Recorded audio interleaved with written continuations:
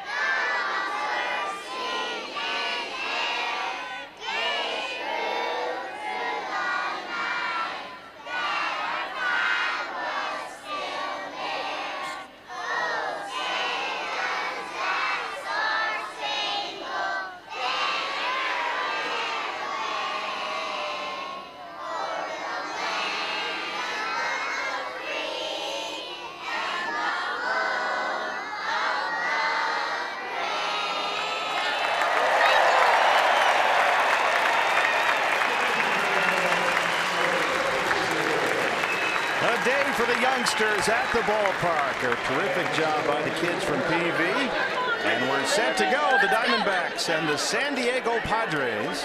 Roof is closed today. D-backs baseball on this Sunday. Brought to you by Sanderson Ford. Steve Berthiaume, Bob Brenly, Jody Jackson, Oscar Sawyer, Rodrigo Lopez along the way on Fox Sports Arizona Plus, one of our Spanish broadcasts this year.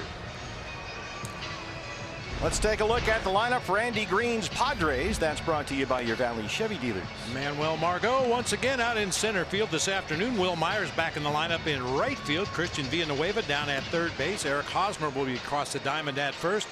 Jose Pirela at second base today. Freddie Galvis at shortstop. Matt Caesar out in left field. Austin Hedges doing the catching for the funky left-hander Joey Lucchesi.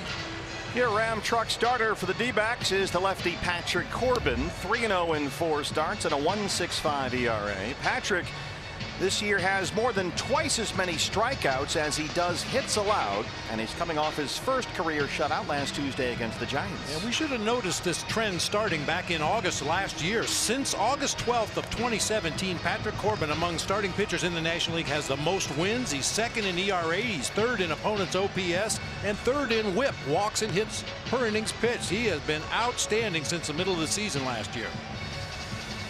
His defense behind him. A look around the diamond is brought to you by E.D. Marshall Jewelers. Gerard Dyson taking over for David Peralta in left field today. A.J. Pollock once again in center with Chris Owings over in right field. It'll be Devin Marrero and Nick Ahmed on the left side of the infield. Ketel Marte and Paul Goldschmidt on the right side. Jeff Mathis getting the nod behind the plate today for the lefty Patrick Corbin.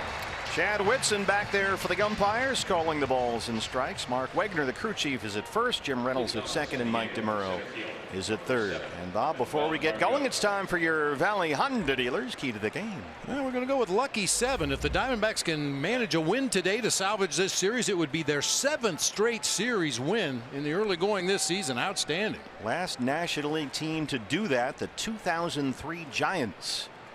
The D-backs off to a 14-6 start under Torey Lovello, tied with the Mets for the National League's best record.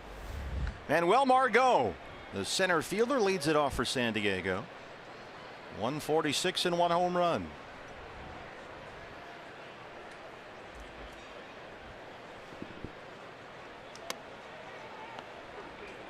Margot 0 for 4 last night. He was just activated from the disabled list before the game. He'd been out with bruised ribs.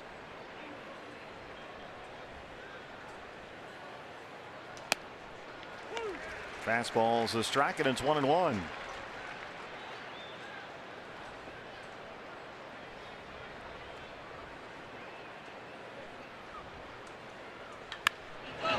Just over the head of Glenn Hoffman at third. Patrick Corbin last Tuesday against the Giants here at Chase Field took that no-hitter into the 8th inning. Lost it with 2 outs in the 8th on that Brandon Belt check swing infield single away from the shift. But Patrick settled for his first career shutout and his 4th career complete game. Couldn't get Chad Whitson to bite on that fastball. Nor Margot, and it's 2-2. Will Myers, who loves to hit in this ballpark, is on deck.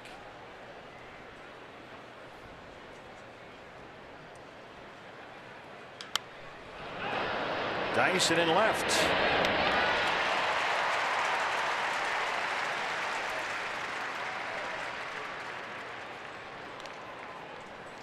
Myers is a .336 career hitter at Chase Field. Back after a scheduled night off last night, .313 and a home run. Well, most hitters around the National League enjoy hitting here at Chase Field. Yeah. Other than facing Patrick Corbin, but great batter's eye in center field. In the past, the ball really jumped here at Chase Field. Myers has homered here 5 times. He's also got very good numbers against Patrick Corbin in his career, 9 for 19. That's about as old school as it gets right there. No batting gloves, just pick up a handful of dirt, rub it between your palms, and get ready to go. Grind it on that bat handle. There's that soft slider from Patrick, 71 miles an hour. It looks like a curveball. Patrick actually used the word curveball last week for the first time. We saw that pitch get as low as about 68 or so against the Giants, and there's the hard slider. He backs it up with that one. Down and into the right-hander. Yeah, Patrick even surprised himself in his last outing. He looked up at the velocity on the scoreboard, 65 on one of those slow curveballs. He didn't realize he threw it that slow. That has been a big reason why he's been so successful this year. Then a fastball down and away, so he's really mixed it up here. Slow breaking ball, hard slider, fastball, and it's 2-2. Well, Will Myers is the kind of hitter you need to mix it up. You can't stay in any one pattern.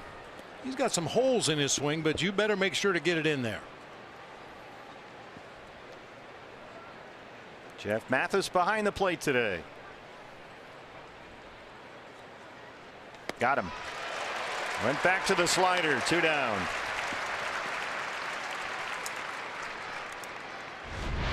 We talked a lot about Tyson Ross the other night and his slider, how tough it was for Diamondbacks hitters to get any kind of a beat on it. And I think the same can be said for Patrick Corbin's. Hitters don't immediately recognize the spin on the ball. That's why you see so many funny swings on those sliders in the dirt. Christian Villanueva, 345, 6 home runs. That OPS is the best in the National League. OPS, on base percentage plus slugging percentage. Villanueva 3 singles and an RBI in the series. He's on a career high 8-game hitting streak. Patrick falling behind in some of these counts. It's 2-0. Villanueva during his 8-game hitting streak is batting .520. That includes 3 homers. There's the baby slider. It's a good steal a strike pitch when you're behind in the count. I'm sure Christian Villanueva was geared up for a fastball that time from Corbin. He just floated that breaking ball up there. He's also had a lot of luck throwing that in the first pitch of at bats to steal strike 1. He's back even 2-2 on Villanueva with Eric Hosmer on deck.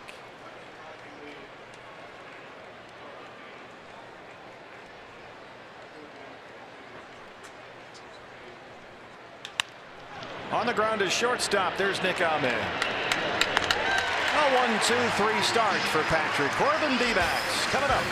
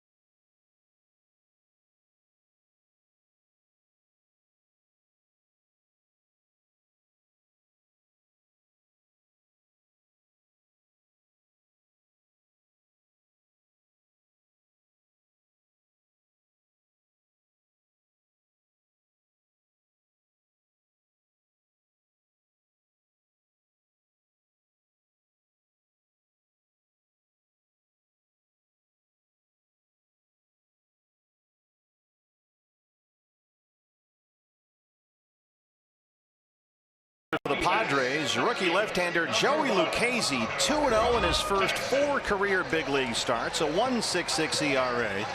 And he's an odd duck, a very unusual delivery, and a hybrid pitch, a combination changeup curveball that has had everyone baffled. And he currently leads all rookies in just about every pitching category you can imagine, including the 25 strikeouts against only 4 walks. Gerard Dyson in the leadoff spot today. David Peralta has a scheduled off day, and there you see Lucchesi with his unusual, almost Clayton Kershaw-like delivery. Kind of unfolds like a Swiss Army knife or something out there. Dyson 174 in the leadoff spot today. He walked and stole a base in Friday's series opener.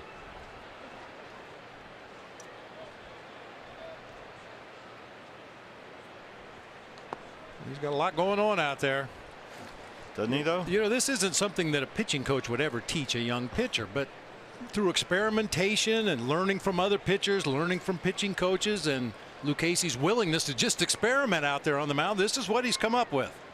And it has worked extraordinarily well very early in his big league career. You can see right there Dyson a bit off balance. Yeah, that was that curve right there we were talking about in the open of the show for Lucchesi. It's a very unusual pitch because of the way he grips it. Everybody's heard of the circle change. He uses a circle change grip to throw his curveball, so they call it a curve. Never heard of this one before, and I've never seen this particular grip to throw a breaking ball. I will try to imitate it as best I can as a right-hander. You'll get a look at the grip here. There you see the circle change grip, but he's throwing it off his middle finger as a curveball. I have never ever seen that before. And he commands it extremely well. He can put it just about wherever he wants, and that's been a big key for him. 1-2 on Dyson. And he starts off with a strikeout. As best I can with my right hand, because I can't do it left-handed. A circle change looks like this. You make a OK sign with your index finger and your thumb. You throw the ball off your middle and ring finger, and you keep your wrist behind the baseball. He turns the ball this way, and when it comes out of his hand, it has slight curveball rotation, and it's a real off-speed pitch, hence the curve. Combination changeup curveball. Ketel Marte.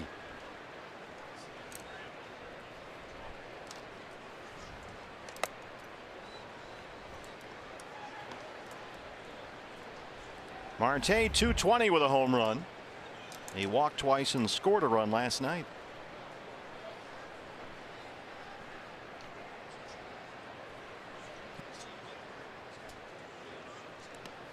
Lucchesi coming off wins over the Rockies and Giants. He's got 25 strikeouts in just under 22 innings, all to begin his major league career. He was fast tracked to the big leagues, and he's used that curve to perfection. Holds it like a changeup and spins it like a curveball. That's the fastball grip. Has the index finger on the baseball. And Marte knocks it into right field, a one-out single.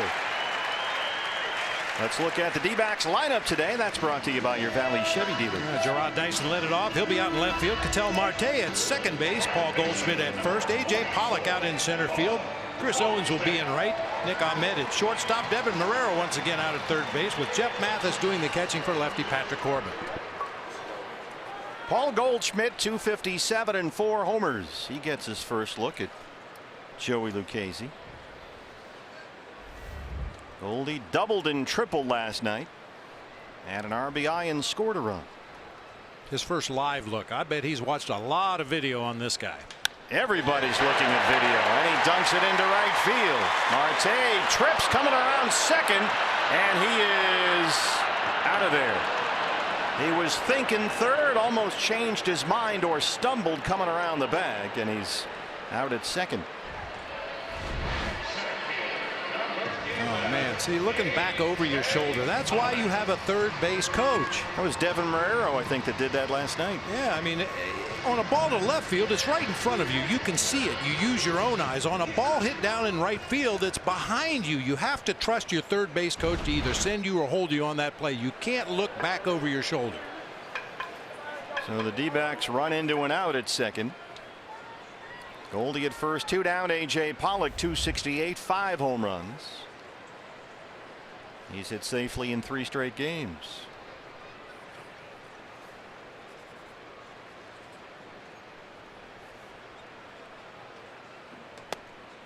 First pitch, fastball up, and it's 0-1.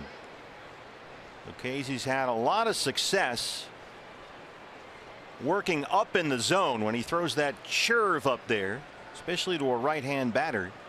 He can back it up by kind of sneaking a fastball in there, low 90s up in the zone.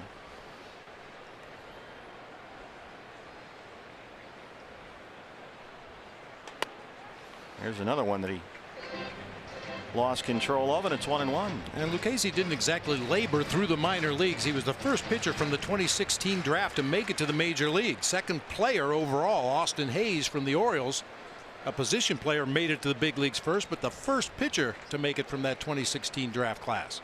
A 4th round pick out of Southeast Missouri State by the Padres in 2016.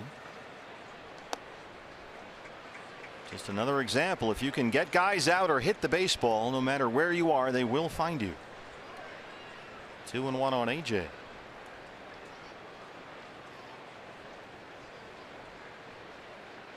AJ singled homered, had a couple of RBIs last night.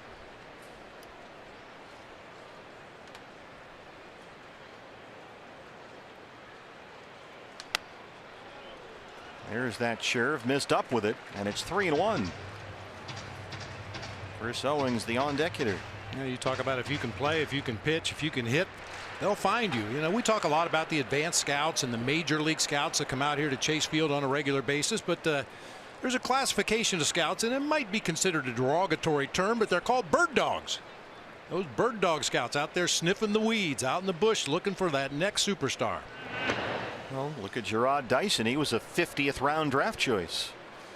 Going to those American Legion tournaments on Sunday afternoon when they start playing at 8 o'clock in the morning and finish at midnight and stay there for every ball game, just looking for somebody.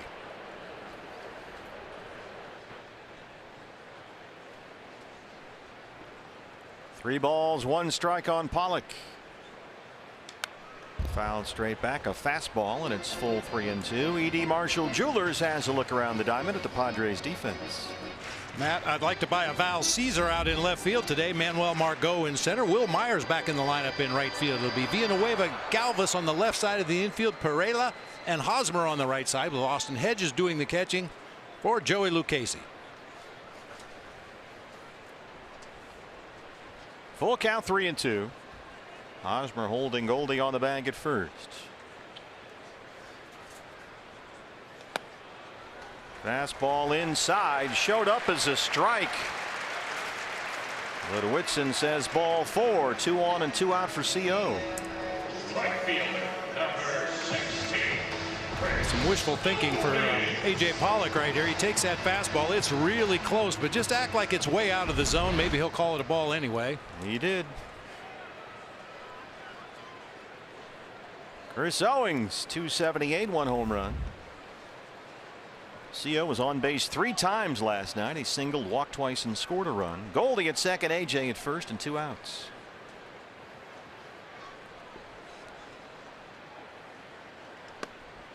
Fastball at the knees.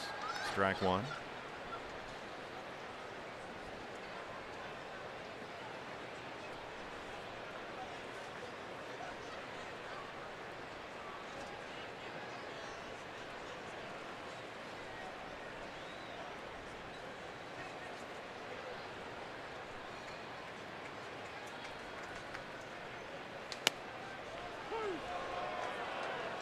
There's the curve, and it's 0-2. No one really can agree on what that pitch is.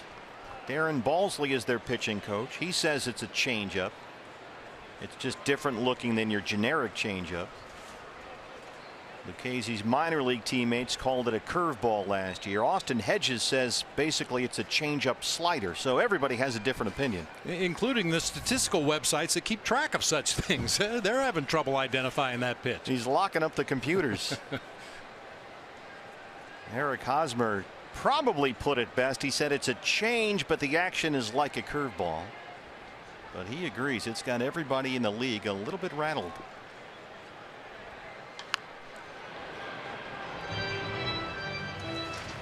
Well, and because it is such an unusual grip, I'm sure the Diamondbacks have paid very close attention when Lucchesi goes hand in glove to find that grip. Yeah, sometimes when you really have to search for it, that looked like a legit slider right there, down and in. Maybe you might see him messing around with that glove a little bit, trying to get that curve grip. Anything you can do to try to anticipate what pitch he might be throwing next. That looks like the curve. Owings gives it a ride deep to center field. Margot on the track, and he's got room. Lucchesi strands two, no score after one.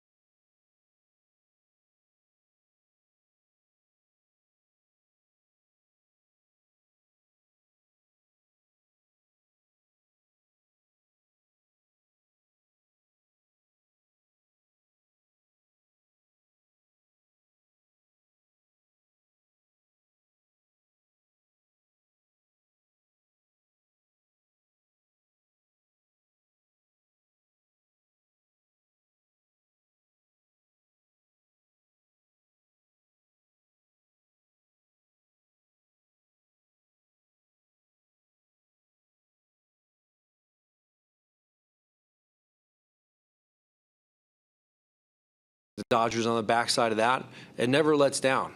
And the way I look at it, and the way I want our guys to look at it is there's no end zone. It's just we're churning out yardage every single day, and we're playing hard every single day, and there is no goal line.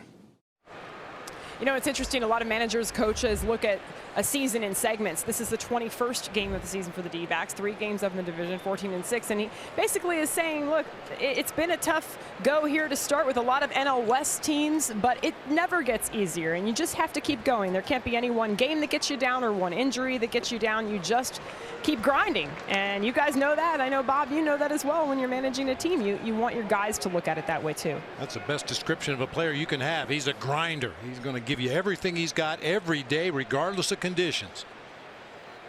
There's always another game tomorrow, except tomorrow. It's an off day. Yeah. Eric Hosmer, 250, couple of homers, 1 hit in the series. He singled and scored Friday night.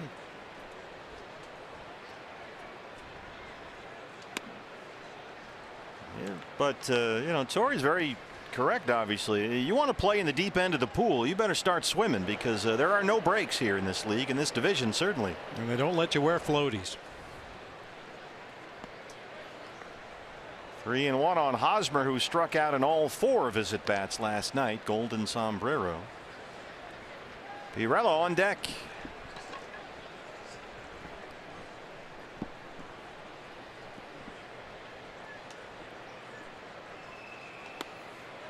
It's down and away with a fastball. Starts off the 2nd inning with a walk to Hosmer.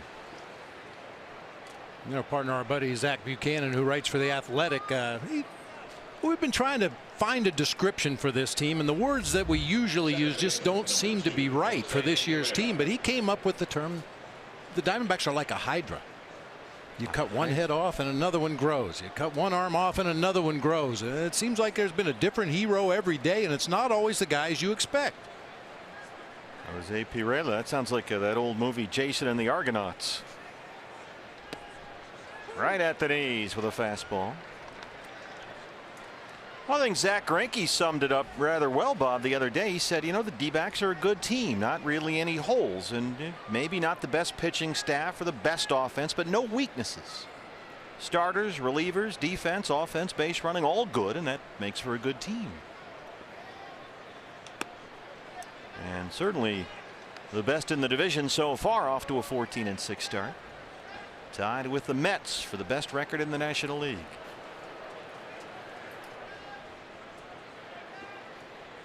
One and one on Pirela. Zach Godley the winner last night. Zach now 3-1 on the year.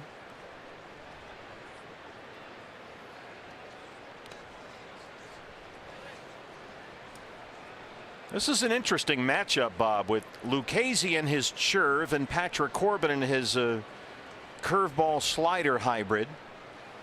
Very, in a way, very similar pitches, both from the left side. And both guys that were willing to experiment and be a little creative with their arsenal. Patrick Corbin never used to throw that big slow slider. He attempted to throw a curveball at times, but it wasn't a real good pitch for him.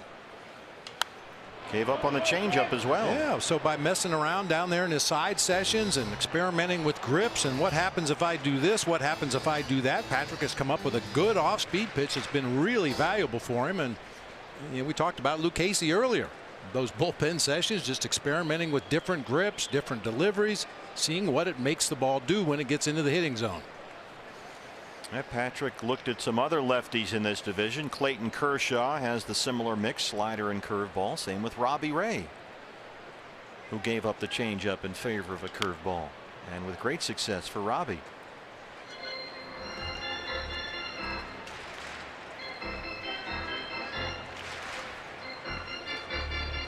Hydra, by the way, I'm told, is Captain America's nemesis. Oh, it's a Marvel Comics thing. Well, that figures Zach Buchanan's probably a comic book guy. Nerd alert. 2-2.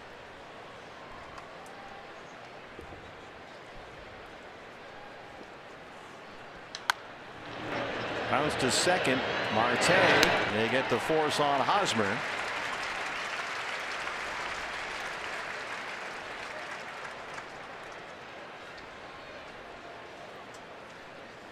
Next, speaking of Marvel Comics, the Avengers here this morning in our Little League parade. That's an intimidating looking group right there. Yeah. Freddie Galvis, the shortstop. 253 and a homer. See, I go back a little before the Marvel comic books. Greek mythology is, you know. I dropped a Jason and the Argonauts and nobody cared. Well, I thought that was a Canadian Football League team. That's the Toronto Argonauts. But good call. Close.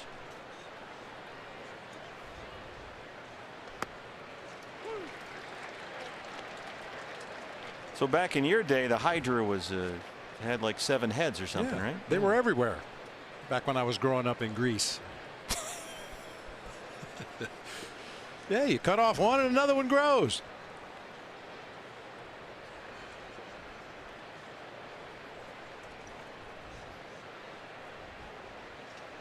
Well, I think we've managed to derail any traction that the Hydra thing had inadvertently. Nice try, Zach. We tried to help you out. Yeah, we screwed it up. But that shouldn't stop you from reading Zach Buchanan on The Athletic. He has some very interesting stuff on there. It's a terrific site. Costs you about 1 cup of coffee a month. 1 vanilla latte. Read The Athletic. We had a great piece the other day about Ketel Marte and his changing stance from both sides of the plate. Had some video there to accompany the article talking about how Ketel just trying to search for that comfort zone somewhere in between crouching too much and standing too straight up. Had a terrific piece yesterday on A.J. Pollock being a home run hitter and what's led to that. Check it out at The Athletic. They got some great writers over there. Ken Rosenthal, Jason Stark, just to name a few, nationally, and great local guys covering just about every major league team. 1-2 on Galvis. Galvis right now is really cooled off. He started the season with a pretty hot bat, but he's stuck in a 2 for 22 right now.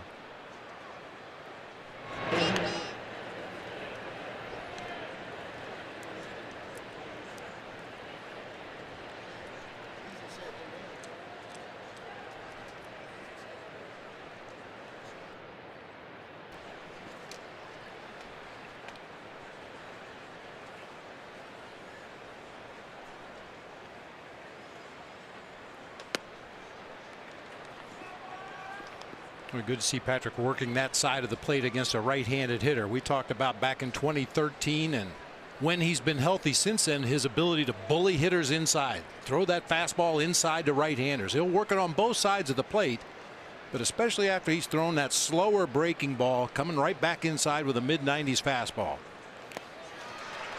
And there's the slider. Galvis stays alive. It's still 2-2. Now we've talked so much about that slower slider, and maybe now you want to call it a curveball, that we really have overlooked Patrick's terrific fastball command this year.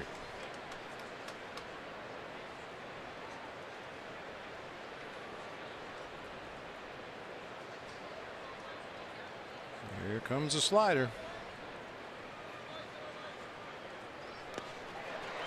Swing and a miss. Second strikeout for Corbin. Hey fans, the D-backs will host the World Series champion Houston Astros here at Chase Field in just 2 weeks, May 4th through the 6th. The first 20,000 fans to the Saturday, May 5th game will receive the State 48 Sugar Skull Tee. Get your D-backs Astros tickets now at dbacks.com. Burrell is still at first, 2 outs now, and here's the left fielder Matt Caesar.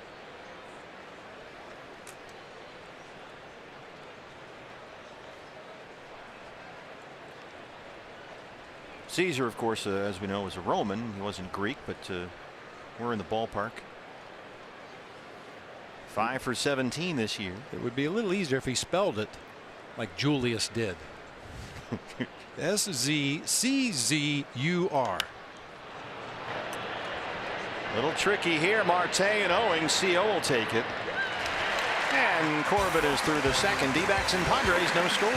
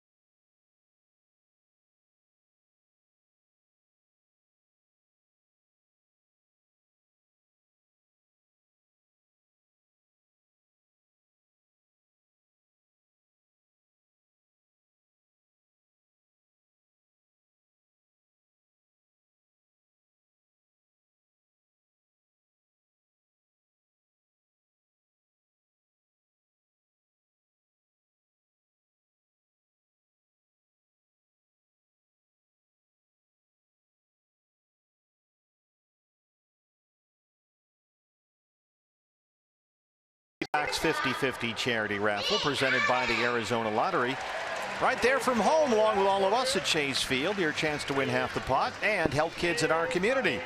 Get your tickets online during every D-backs home game, televised on Fox Sports Arizona at dbacks.com/50-50 raffle. The winning number is revealed on the post-game show, so stay tuned and you may be the big winner.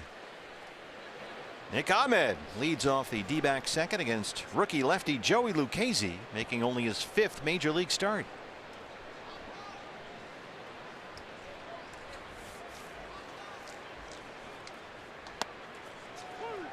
Fastball away for a strike. Nick 193. He's homered twice. 0 for 5 in the series.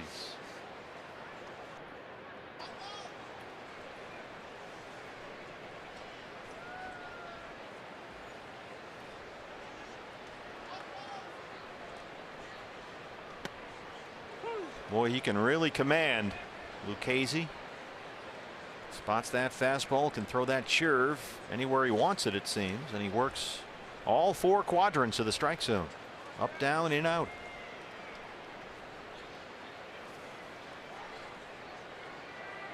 And he's only walked 4 batters all year against 25 strikeouts. Had a walk and a strikeout in the first. And that delivery is something that's evolved for him. He had most of it in high school, kind of herky-jerky like Clayton Kershaw. And then in college is where he started stretching his hands up above his head right there in the windup. And then you combine that with the big leg kick right there. And there's a lot of deception. Got the ball behind his back. There's just a lot going on there. Yeah, we've been talking about that unusual pitch, and I mentioned if you look at his forearm, watch the muscles in his forearm ripple, and that's something that hitters will look for and base coaches will look for. Anything that gives you a slight edge. You'll see he has to dig for this grip. The index finger will come down to the thumb, and while he's doing that, I'm pulling a Steve Finley here. You can see the muscles in his left forearm rippling as he's going for that grip. Wow. Spiked at that time. So you're looking for the muscles, and that tells you. Well, some guys will. I've told the story in the past. Steve Finley came back to the bench. We were facing John Franco, who was closing for the Mets at the time, and he says every time you see his forearm muscles move, he's throwing a changeup. Well, none of the other hitters wanted to hear that because they were afraid they'd get a little confused. But for Steve Finley, he could see it. Some guys can, some guys can't. Full count on Ahmed, 3-2.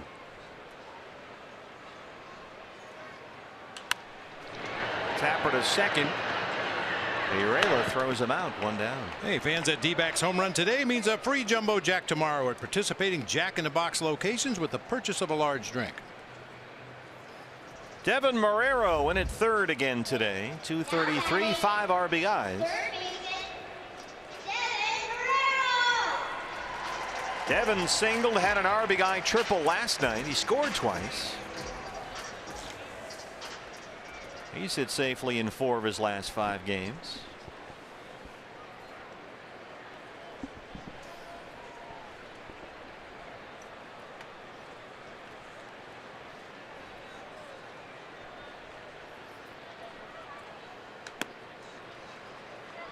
You know, partner, we like to talk about grinding out at bats. Yeah. Brandon Belt today in his first at bat of the ball game in the top of the first, batting second for the Giants, had a 21 pitch at bat. Get out of here. Jaime Barria threw 49 first inning pitches. Oh.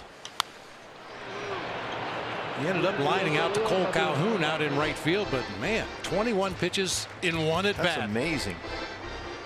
I remember I think it was last year, the longest I can remember was a 14 or 15 pitch at bat that A.J. Ellis had for the Marlins against Archie Bradley at Marlins Park late in the ball game, and that seemed like a long time. I can't imagine going more than 20 in 1 at bat. A.J. Ellis is the backup catcher here with the Padres, in fact. Here's the curve, 1-2.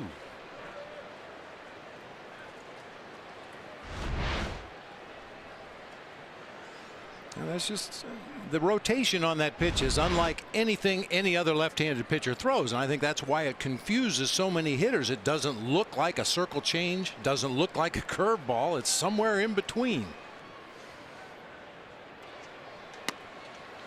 Missed in with a fastball, and it's 2-2. Jeff Mathis, the catcher, on deck.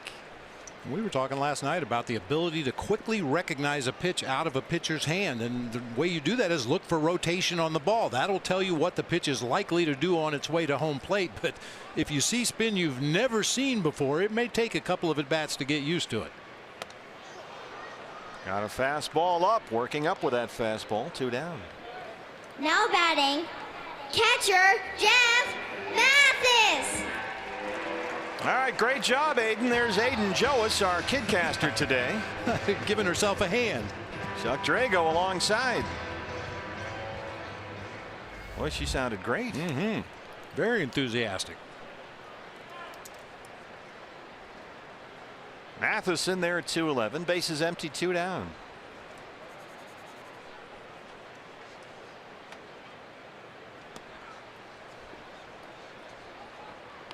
Well, it's funny. He's had very good command through his first 4 big league starts, but he's kind of spraying that fastball around so far.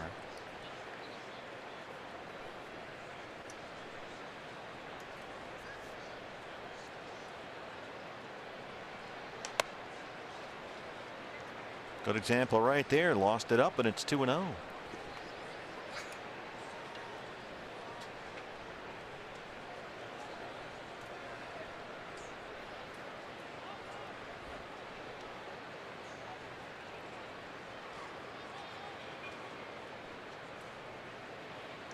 Well, we've talked about Austin Hedges, and we've seen him throw out a couple of base runners in this series, how good he's been back there. He's really small and quiet behind the plate, Bob. It reminds you a little bit of Jonathan Lucroy, who was a guy that would give his sign and then get down into a, I mean, just fold up into a little target back there behind home plate. Look how quiet and still and almost tiny he is back there. Fastball away, and it's 2-2. Well, umpires appreciate that. They don't like catchers that move around a lot. They don't like catchers that move late. They want to get over that shoulder so they can get a good look at the pitch. And Hedges gives them a real good look.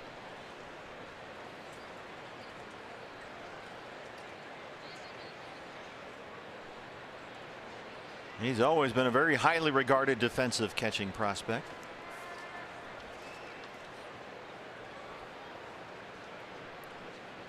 That's normally the sign for a changeup. But with this guy, you never know, right? That was the curve, missed with it, and it's full 3-2 with the pitcher Corbett on deck. And Lucchesi so far 20 strikes and 15 balls.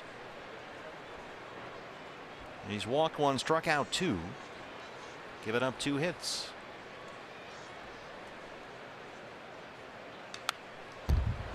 Got a fastball that time and fouled it straight back.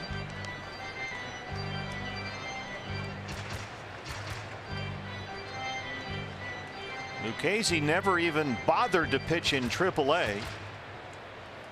Split last year between A ball and AA. Went 11-7 and had a stellar 2.20 ERA. And now, very quickly, here he is in the big leagues.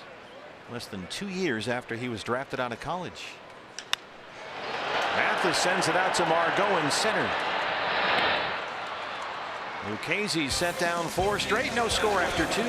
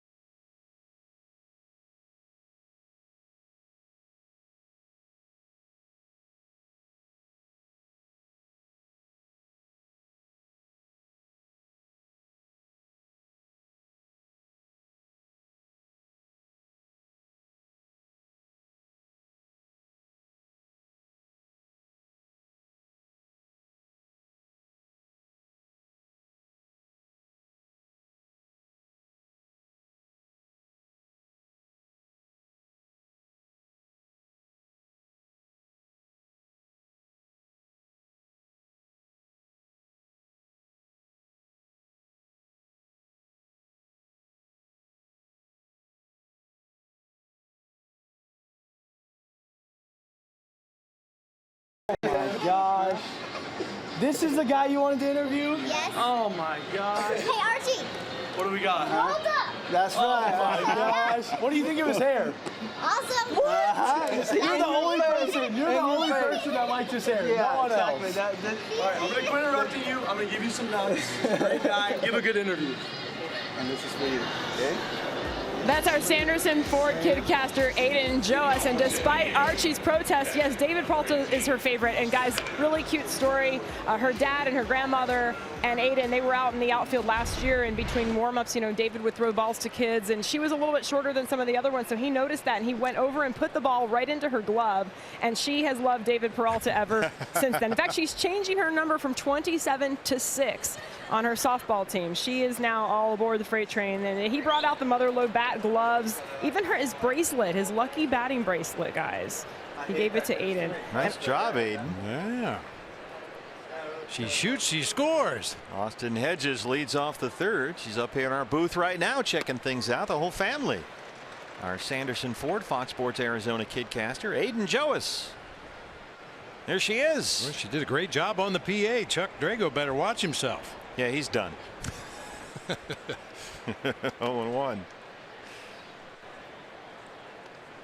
Hedges 131, 2 home runs, 0 for 7 in the series.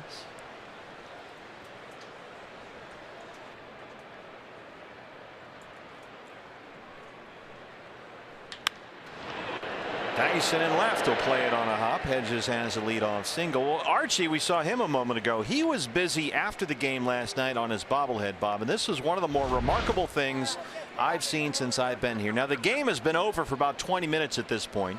His family and friends are all here. They're all taking some photos on the field, and some fans had their Archie bobbleheads with them, and they kind of wandered down to the field and tried to get some signed, and they were lined up, more than 100 people.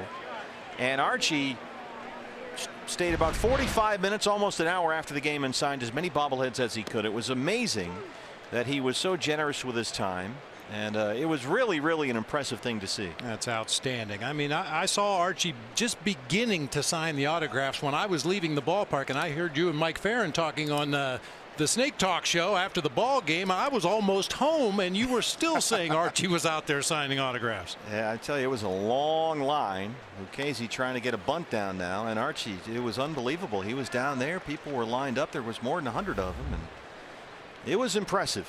And they love the beard here in the Valley, that's for sure.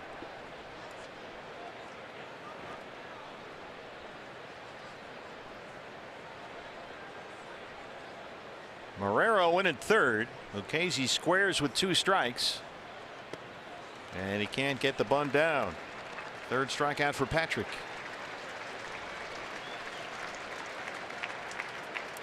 You know, the conventional wisdom in the past in an obvious sack bunt situation was to throw high fastballs, try to get the guy to bunt the ball up in the air. But I think that hard slider low and away from a lefty to a lefty or a righty to a righty, you always see the pitcher just jab at the ball. As it leaks off that outside corner, they try to get a piece of it, and they end up jabbing at it like we saw Lucchesi do right there. Manuel Margot fly out to lead off the ball game. Good fastball from Patrick, and he steals strike 1 with it. Margot just 23 years old, coming off a very impressive rookie season last year. They really want this guy to be their leadoff hitter. He's got terrific speed.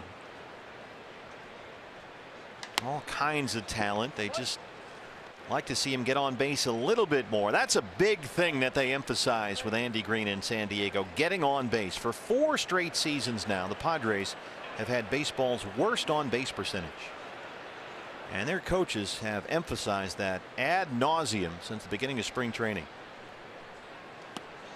There's the slower slider or curveball from Corbin, and it's 1-2. You know, talking about Manuel Margot, we saw in the ball game last night in the 5th inning, he hit a ground ball to short, a routine 2-hopper right at Nick Ahmed, and it was bang bang at first base. He can run. 17 stolen bases last year.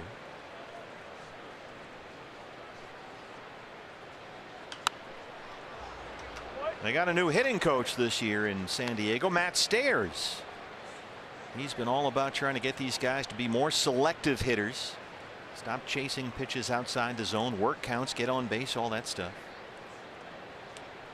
Margot's OBP last year, just 313 for a leadoff guy. You'd like, what, 330 or 40-ish, somewhere around there? 50, 60, 70, yeah. The higher up in the 300s you can get. This guy's got a bright future, though, no doubt about it. 2-2 now.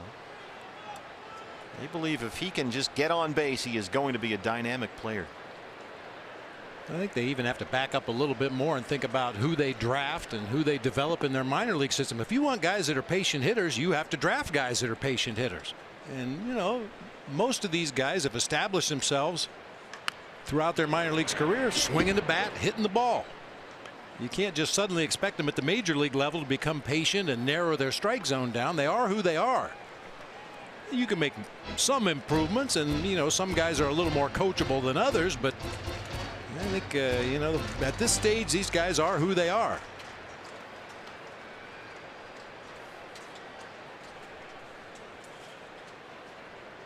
2-2.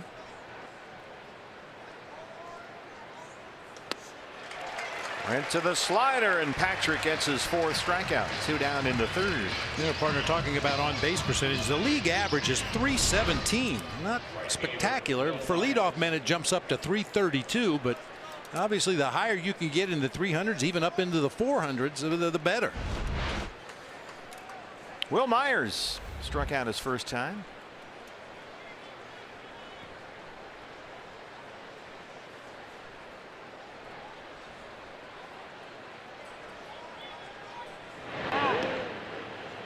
Paying a lot of attention to Austin Hedges over there. He's got that catcher's speed. Got to maintain a close eye. Well, he hasn't attempted one yet this year in 18 ball games, 19 today. Maybe the element of surprise. I don't know.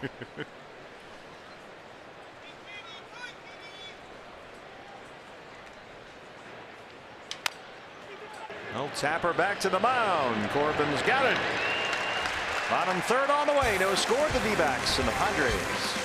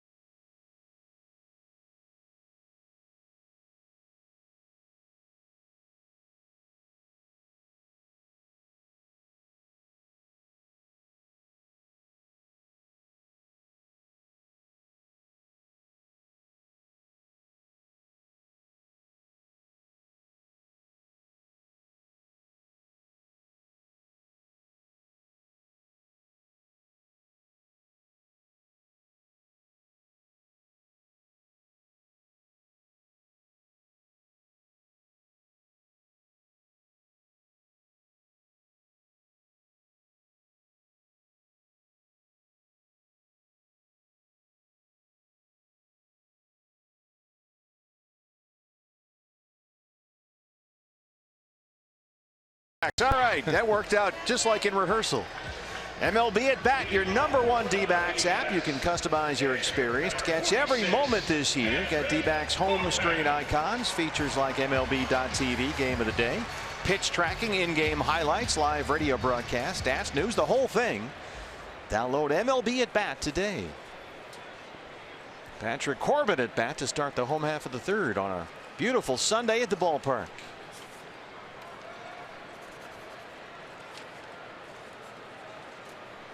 Let's get at that cactus corn.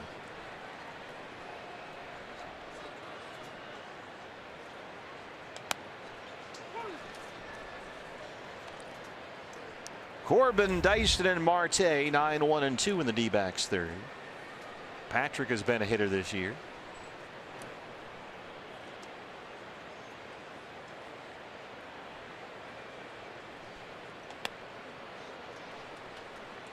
Gets a look at that curve, and it's 0-2.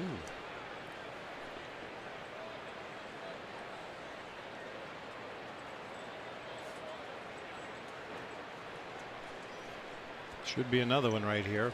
When Hedges is given the changeup sign, wiggling all 4 fingers, that's when they've gone to that curve. Couldn't get Corbin to chase. Mention that Lucchesi has barely pitched in the minors before he got here.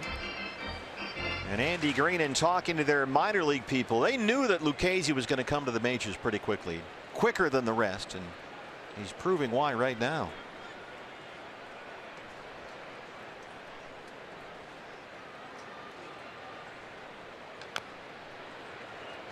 He throws strikes. He's got that off-speed pitch when he needs it. He can punch guys out. He's got that deception in there. Andy says it's a great recipe for success. It certainly has been so far.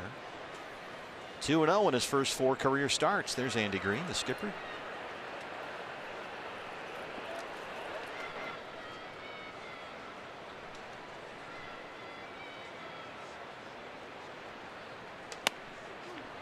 Fastball's a strike. 3 strikeouts for Lucchesi.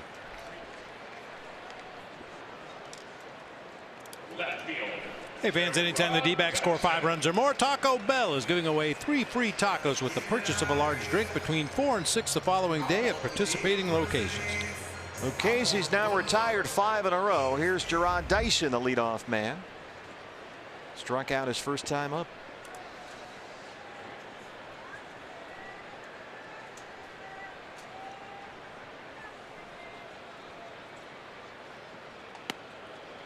This is a situation in which you might want to see Gerard try and drop down a bunt for a base hit.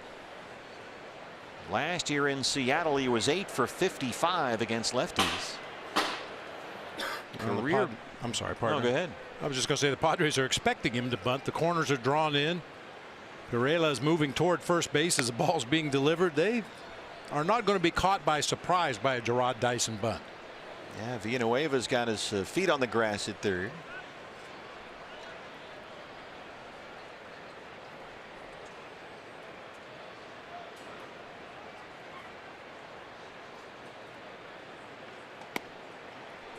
And Lucchesi doesn't fall off the mound to the third base side as much as some left-handed pitchers. You get those guys, the lefties like Zach Godley tumbling off the first base side. If you get a lefty falling off the third base side, that makes it an easy proposition to bunt that ball. But Lucchesi's in fairly good fielding position when he releases.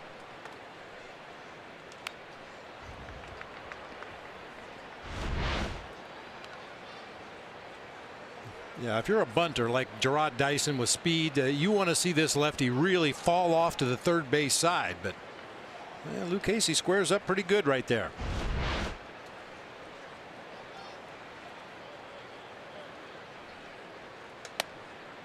Missed with that fastball up. Keeps trying to work up with that fastball. 2-2. Now, we've talked about why he's successful with this stuff. Why wouldn't you want someone to try and do what he's doing out there? I don't know if you could teach somebody to do that. You have to come upon this all by yourself.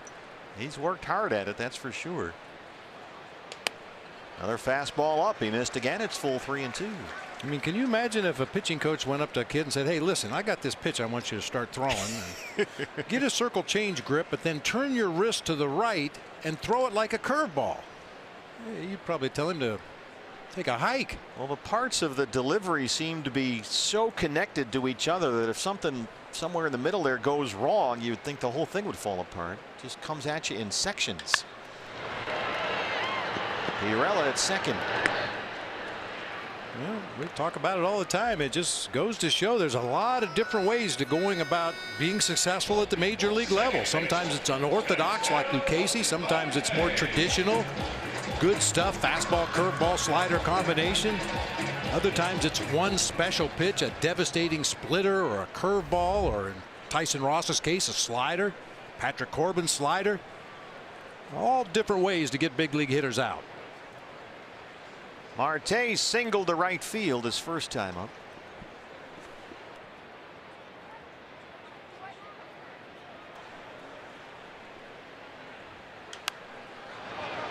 Popped up, foul ground near the San Diego dugout. Hedges, oh, it hit the screen. It was camped underneath. Well, not much more you can do if you're Austin Hedges. He got back to the barrier. He was right belly up against the netting there, ready to make the play, and it hit right off the very top of the backstop netting. Give you 50 more tries to do that, you wouldn't do it. Nope.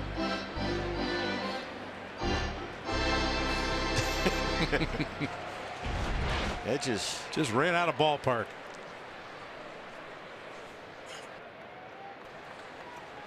Oh, and 1.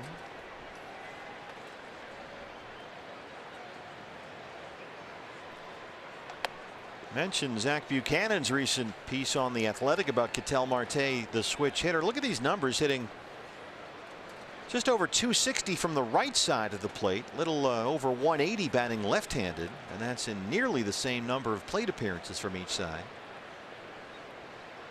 So far for Ketel, a lot more production as a right-hand batter. And he's been 100 points better from the right side in terms of on-base percentage. And his career numbers are pretty much just the opposite. He's traditionally been a better average hitter from the left side of the plate, maybe a little more thump from the right side.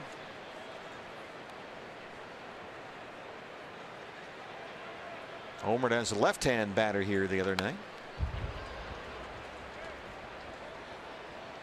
Well, part of it could be that Ketel's had a lot of looks from the right side of the plate. This is the 11th time this year that the Diamondbacks have faced a left-handed starter.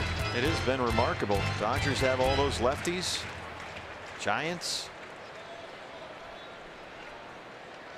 had a lefty last night in Clayton Richard. Another one today. Joey Lucchesi, 2-2. Lucchesi has 4 strikeouts. He set down 7 straight, no score after 3.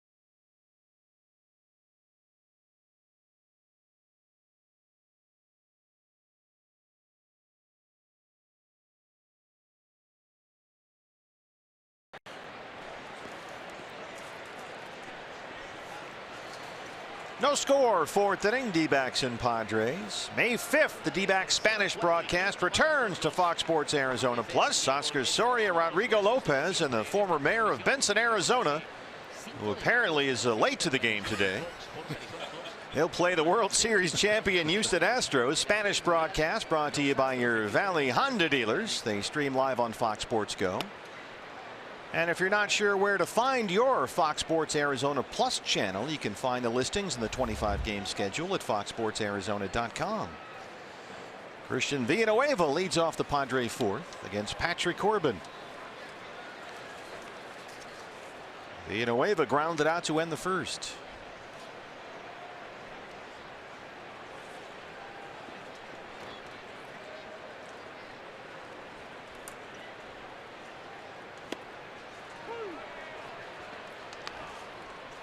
Your staff, I've noticed, is always on time. Rodrigo's staff, apparently, they work on their own schedule. Yeah, get there when you get there. Patrick at 50 pitches, 31 for strikes. So far, he has walked 1. He struck out 4. Behind on Villanueva, 3-1 with Eric Hosmer on deck.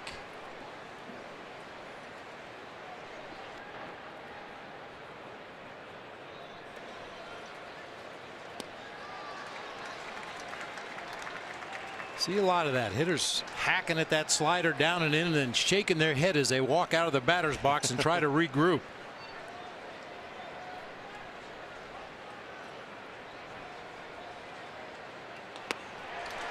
Doubled up with a pitch, and he gets his 5th strikeout. So many different velocities with that pitch that Patrick has. Yeah, sometimes it's real sharp and hard. Other times it rolls a little bit, but always has that tremendous movement down and into a righty. I mean, when he's really feeling that slider, that's when we see him paint the back door, hit that outside corner, started in the left-handed batter's box, nip the outside corner to a right-hander. If he's got that one going along with the back foot slider, look out. That was the case last week when he took a no-hitter into the 8th inning. Settled for his first career shutout. Hosmer walked his first time up. Good fastball location right there. Just what we were talking about with Patrick. Working that fastball to both sides of the plate, glove side and arm side.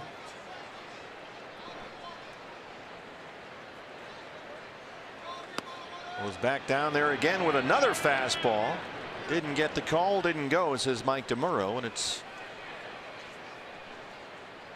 2 balls and 1 strike. Yeah, good pitch. Didn't get the call. Might have nipped that outside corner. And again, you see that closed white dot right there in the strike zone. If the computer says it's a strike, that white dot will be a circle colored in. If it says ball, it'll be an empty open circle. If you're watching at home, trying to follow that.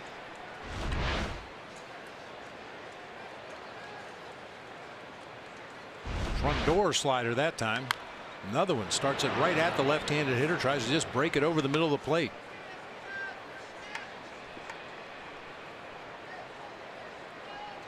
Hosmer's a guy who struck out all 4 times he was up last night. His second 4-strikeout game in a week. His strikeout rate so far has almost doubled from what it was last year. And there's another one, a fastball in that time. He worked the fastball down and away several times, then came in with it there to get the strikeout. When you're able to do that, it makes that fastball appear much faster. I mean, Eric Hosmer's well aware that Patrick Corbin has that good slider down low and away. And occasionally you just get fooled by a 93-mile-an-hour fastball. Blew that one right by him. Jose Pirela.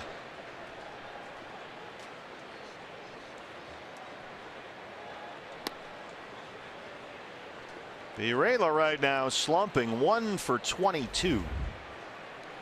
And he's down to 260 on the year for a while. Just a few days ago, in fact, he was leading the major leagues in hits.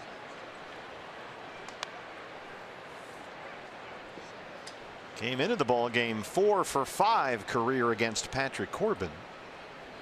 He's ahead 2 balls and no strikes. There's that baby slider slash curveball right at 70 miles an hour.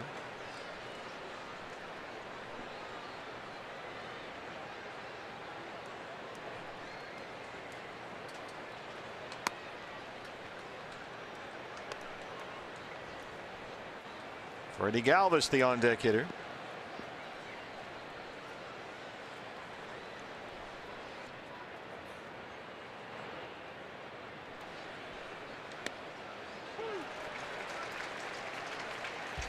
Down and away. Steals strike 2, and it's full. Can he strike out the side?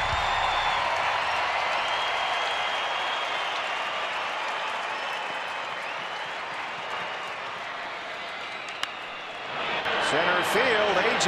Pollock. Oh! He got it. A.J. in center.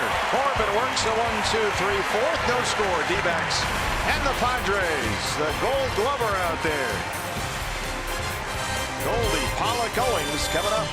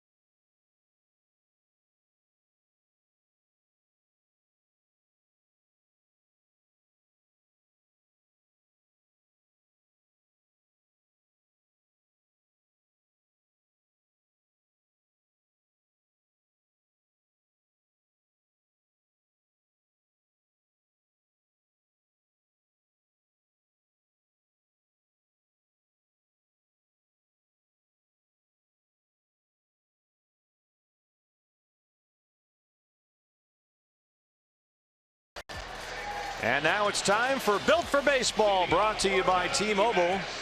Sean Manaea, the Oakland A's, no hits, the hottest team in baseball, the Boston Red Sox, last night in Oakland. Oh, he had great stuff. I mean, if you hold that Red Sox team to no hits, you're doing something, because they have been raking since day one. A couple of somewhat controversial plays in that game, but it worked out. 7th no-hitter in A's history and the first in the big leagues this year. Yeah, there was a pop-up in shallow left field that the shortstop Marcus Semien kind of short-legged it, tried to make an over-the-shoulder catch, and it hit his glove and he dropped it. It was ruled an error, but initially I thought it should have been a hit. You know, you got a shortstop running with his back to home plate trying to make an over-the-shoulder catch, but when I saw the replay, he could have got out there a little quicker and made the play. So I think the error on that call was correct. Goldie singled his first time up. There was also a play at first. Andrew Benintendi, little tapper back to the mound. Reached base safely, ruled it infield hit. The call was overturned when it was ruled that Benintendi had gone out of the baseline. And that helped preserve the no-hitter.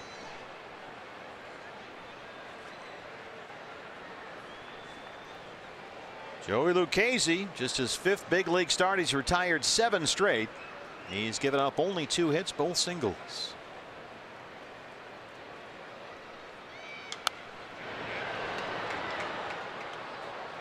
He struck out 3 of the last 5 D-backs he's faced.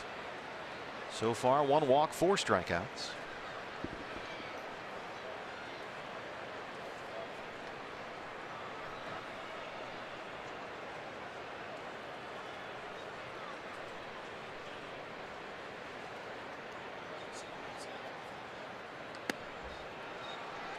Fastball's low and it's 3-1. A.J. Pollock on deck.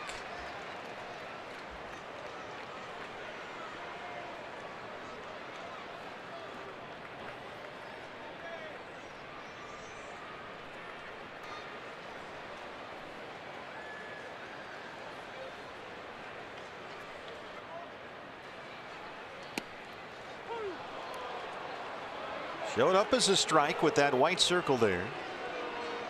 Full count, 3-2.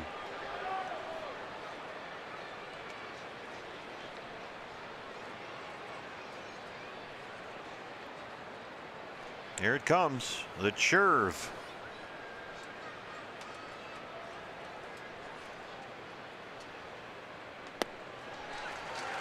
Ball 4. We mentioned that Andrew Benintendi play, and it's a good lesson for fans talking about the baseline. Now, don't look at the running lane there. The baseline is established once the first baseman or the infielder extends his arm trying to make the tag. At that point, that's where the baseline is, regardless of the lines on the field. And they said after he was ruled safe that Benintendi had gone away from the tag, and so he was out. Yeah, really the fielder sets the baseline on this play. When the first baseman makes the tag attempt, you can see what we've done here graphically. He can go 3 feet either way from that red arrow to the bag. It's a straight line from where the runner is to the bag when the defender tries to make a play. And in the estimation of the umpires, he went outside that 3-foot line. That was a key moment in the 6th inning there. Helped keep the no-hitter alive. And see, he avoids the tag successfully. Ruled safe, but then the call was overturned. 1-0 on AJ, who walked his first time. It's 5:09 B1, and I'm not going to read the whole thing to you, but to avoid being tagged out, he goes out of the baseline, and as I mentioned, when the fielder attempts to apply the tag, that's when the baseline is set. From where the runner is, a direct line to the base, and you're allowed 3 feet on the either side of that line. Has nothing to do with the chalk lines down the first base. Yeah, that's actually more of a throwing line, that box on the way to first, right? Because you got to give the guy room to throw it around the runner toward the first baseman. And we see guys inside that line all the time, especially right-handed hitters that get out there in front of home plate as they start their trip down the first baseline and run most of the way down there on the grass. That one is bounced into right field. First 2 have reached in the D-backs 4th.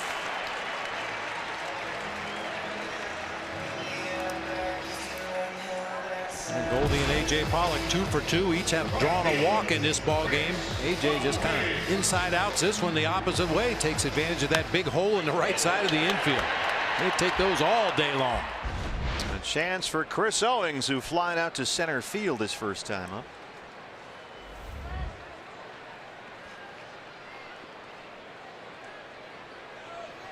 D-backs down with 3 hits.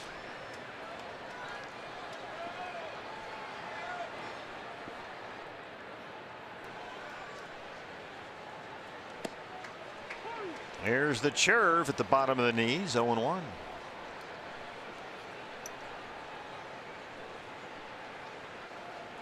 Nationwide Vision Center's eye on the game. You see Margot in center, shaded over toward the pool a couple of steps.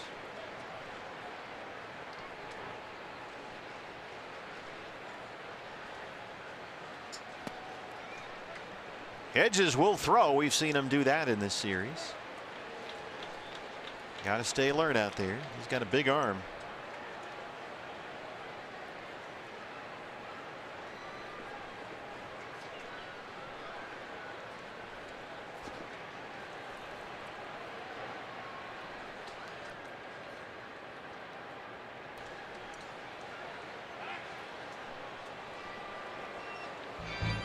Well, Lucchesi had been rolling along, 7 straight retired to start this inning, but a walk and a single will put 2 on with no outs.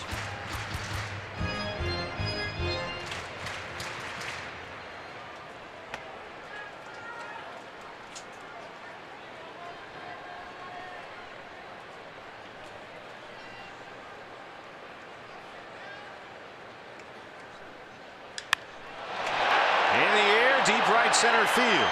Margot on the track. Goldie tags up, heads for third. A.J. stays put at first.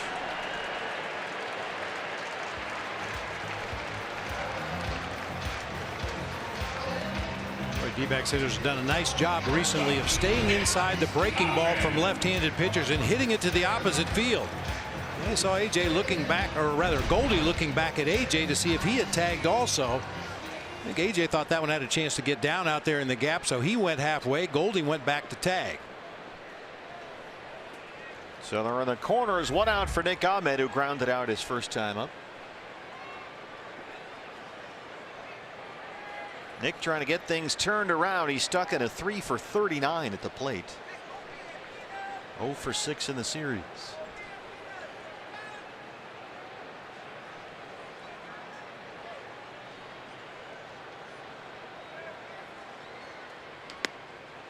Tell you what, if you need a glove, Nick Ahmed can probably spare one. Look at that back pocket.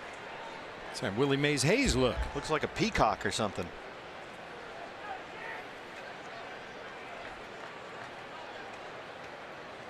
Back in the day, Mel Hall, playing for the Cleveland Indians, used to wear his sliding gloves in his back pocket like that, and he told a writer so he can wave goodbye to the catcher when he hits a home run. Oh, they throw it over the head of Hosmer. Goldie will score, and A.J. heads for third. They're going to stop him there. Oh, they had him dead to rights. He was picked off, but the throw went right over Hosmer's head.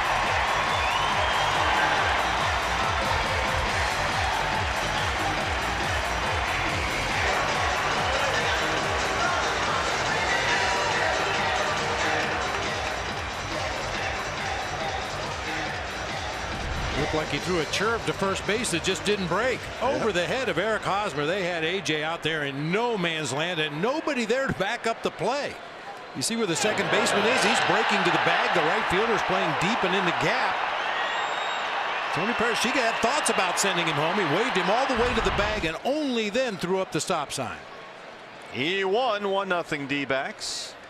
Infield in for the Padres, and Ahmed sends one toward the bullpen.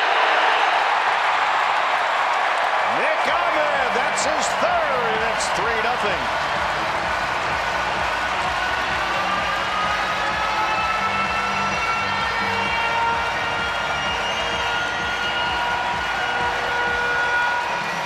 Just the second home run given up this year by Joey Lucchesi.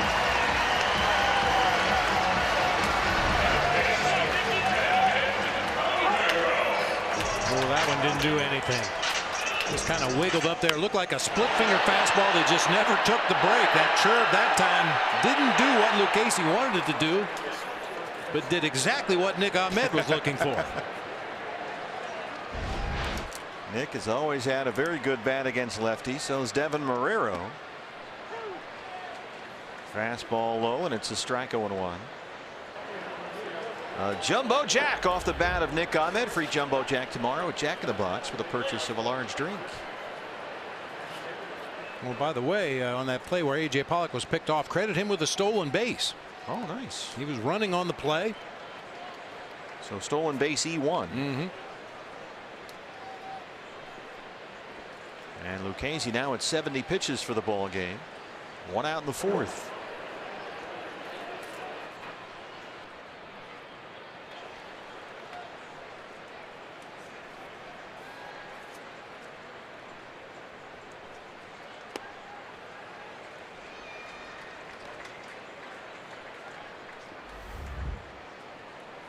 Devins hit safely in 4 of his last 5 games. He singled, had an RBI triple last night.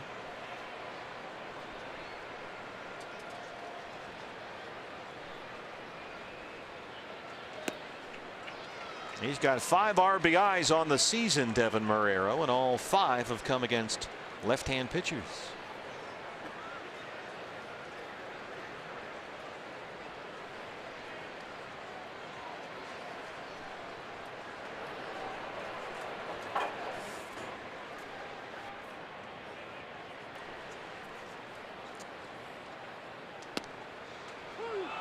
Ooh, Chad Whitson missed one there. It's full 3-2. Marrero should be on first.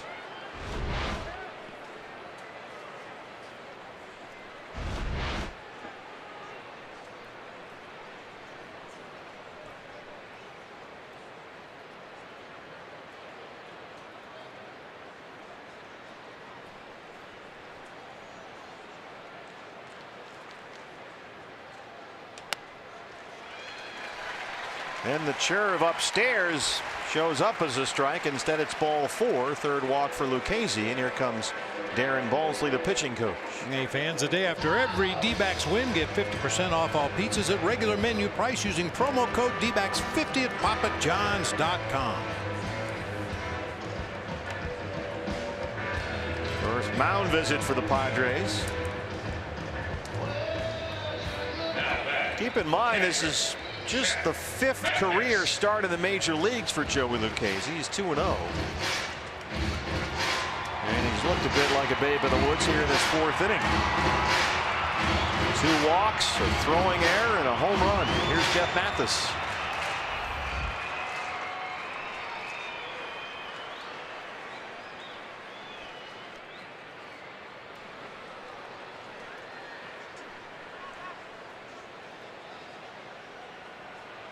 Marrero takes off. No throw from Hedges as Mathis swung through. Second steal of the year for Devin Marrero.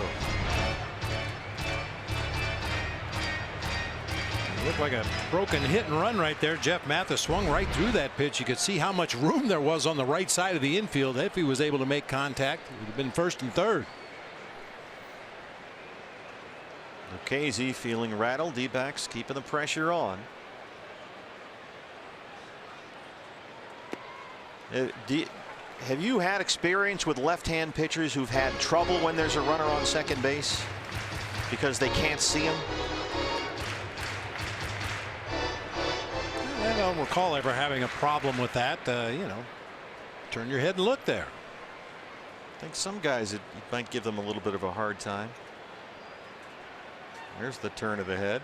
Plays on. No, Pirela was sneaking back in there. Yeah, that was the daylight play. Pirela, you saw the right hand extend out from the second base position. That's an indication to the pitcher, I'm going to break all the way to the base. And if you see that on the mound and don't want to throw a pickoff attempt to second base, just step off. That time the Padres had their second baseman way out of position. Mathis ahead, 2 balls and 1 strike.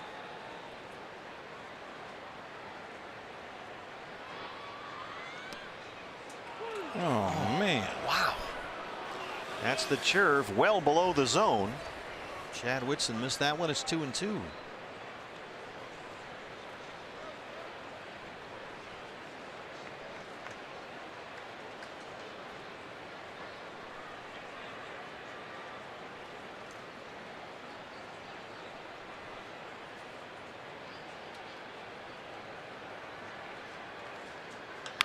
know, you get a pitch like that, it's got to be hard for the umpire to see when exactly it's coming down at that angle. So when did it exactly cross the strike zone at the bottom of the zone like that? That's got to be a tricky call. Yeah, it's really too much to ask a human being to be able to call them all correctly. It's not really where I was going, but yeah, I agree your point with you. is well taken. Yeah, I mean, some guys have pitches, as we were talking about earlier, a splitter or a nasty curve or a nasty slider that's a little different than anything you've seen working behind the plate. On the ground to shortstop for Galvis. 2 down, and Marrero advances 90 feet. I mean, we talked about how difficult it is for the hitter to pick up with the funky arm angle and the deception and the spin on the ball. The umpires are looking at the same thing.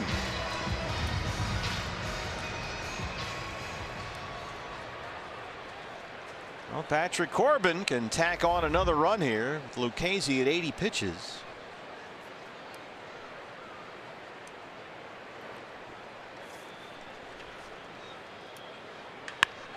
Up the middle and into center. It's 4-0. Saw Zach Godley do the same thing in the second inning last night. A 2-out RBI knock up the middle. And now Corbin follows suit.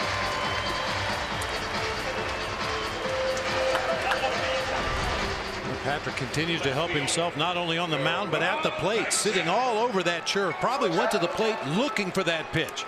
With a runner in scoring position, he got it and banged it right back up the middle of the field. I played with a pitcher that used to go to the plate looking breaking ball with runners in scoring position. You know, normally you just attack the pitcher, throw him a fastball away, strike one, a couple of breaking balls, send him back to the dugout. But Donnie Robinson used to always go to the plate and look breaking ball with runners in scoring position. And he was a dangerous hitter. You know, I've noticed a pattern. Anytime there's a story about a pitcher who did something backwards or different, it ends up being Don Robinson. A lot of times, yeah. I ain't gonna throw nothing else. I ain't throwing nothing else but fastballs. Might as well swing.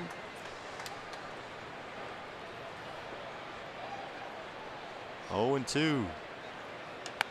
Well, a lot of people don't realize Don Robinson. A lot of people don't know who Don Robinson is. Look it up.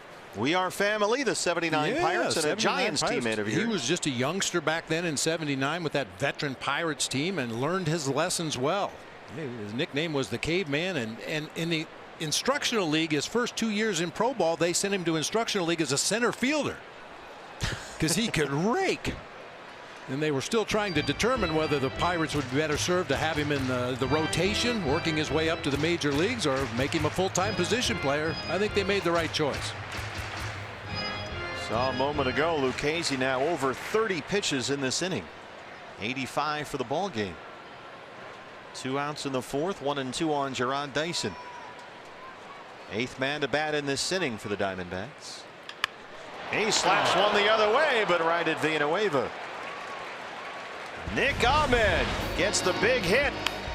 His 3rd home run of the year, and after 4, Patrick Corbin holds a 4-0 lead.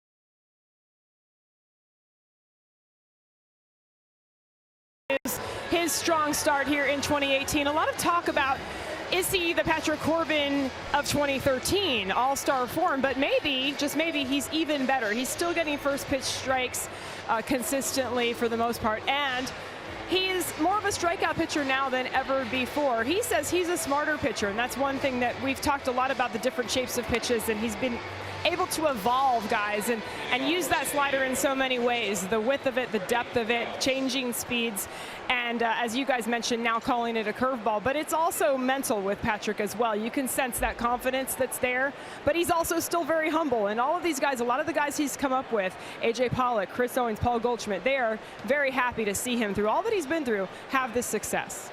Absolutely, Jody. It's been a long road for Patrick since that all-star season in 2013. Freddie Galvis leads off the fifth. And Patrick, you know, speaking about the strikeouts, he started the game today fourth in the National League in strikeouts. And the three guys ahead of him, Scherzer, DeGrom, and Syndergaard, all have an additional start. Owings in right runs it down. 7 straight set down by Corbin. Now, coming into this inning, Patrick had 9 swings and misses on that slider, 2 on the slower curveball. Well, he's excelled this season at throwing first pitch strikes almost 70% of the time. Here's Matt Caesar. So if you think about it, just about 70% of the time Patrick is ahead 0-1. I mean, that's an enormous advantage. Missed with it there, 1-0.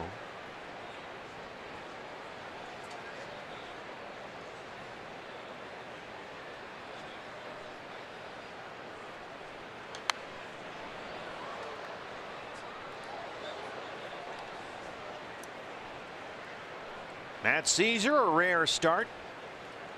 Usually he's a pinch hit bat off the bench. Just his 3rd start this year. He's in left field today. The other 2 were in center. Tied him up with that slider, 1-2. Caesar's very good speed. He's a former football and track star at Villanova.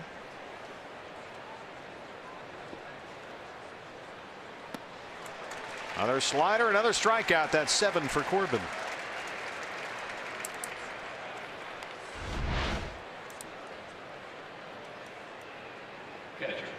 Well, even taking a defensive swing, just trying to bump that pitch into play, didn't work that time for Matt Caesar. Austin Hedges singled his first time. He's got the Padres' only hit.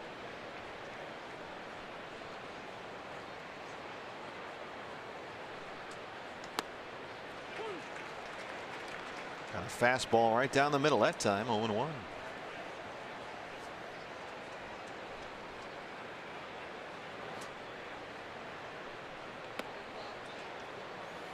They've been all over Hedges throughout spring training in the winter to keep both hands on the handle of the bat all the way through the swing.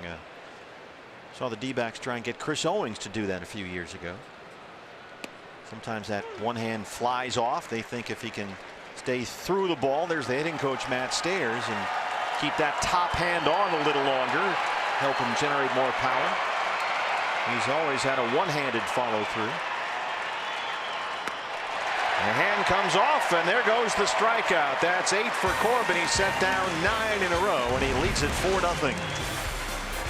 Galvis flied out. Caesar and Hedges go down swinging. Bottom 5 coming up.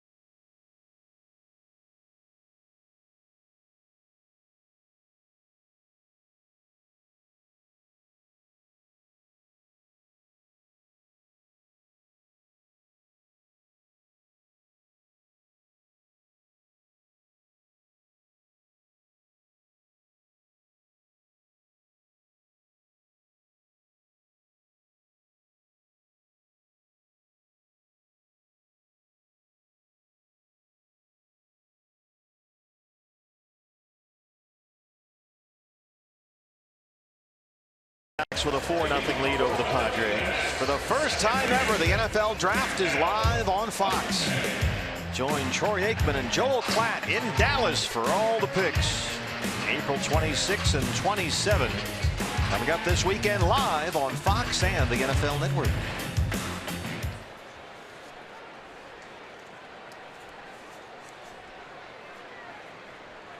Ketel Marte leads off the bottom of the 5th. D-backs have out-hit the Padres 5-1. They lead it 4-0.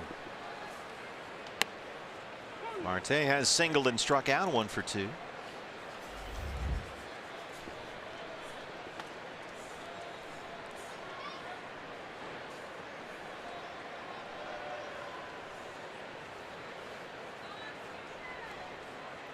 I know for the draft they make you take that the Wonderlic test.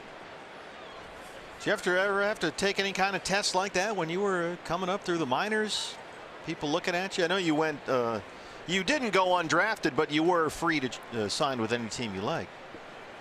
No test. Good thing, huh? Probably wouldn't have made it. Well, coming from Ohio, they probably figured, well, this guy's a genius anyway. What's the point, really? Now they ask some unusual questions in the NFL Combine. Oh yeah. You know, scouts are all there watching the players go through the drills and have questionnaires with all kinds of weird questions on them.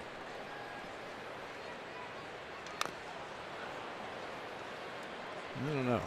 Start eliminating guys because of character issues. You might not have enough players to play the game. It does come up occasionally, it seems. Troy Aikman, Joel Klatt will have all the big picks for you. From Dallas, the draft is in Dallas this year. Jerry's got the draft. It's kind of a new twist. 90 pitches for Lucchesi. There's a hopper to second for Pirela. Hey fans, bring your dog to the ballpark this summer. The PetSmart patio is a private area in a left field that includes an enclosed table for 4 plus your canine companion with a perfect view of the game.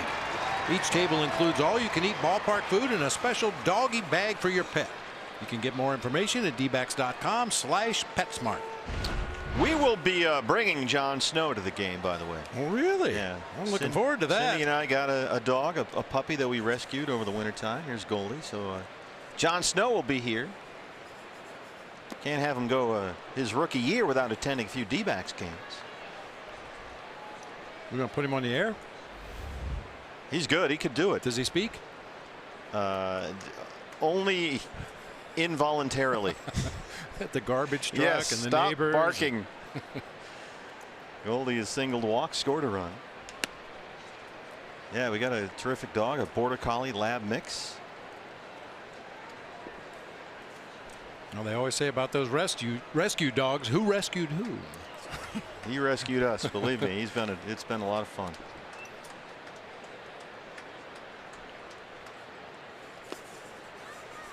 And the folks at PetSmart do a terrific job with that program. If you've got a home available, adopt, don't shop. Give a pup a home. I know that was and still is a big part of Tony La Russa's life when he was here with the D-backs. Tony does so many great things with his ARF program. Animal Rescue Foundation. 3-1 to Goldie. AJ has walked and singled. He's on deck.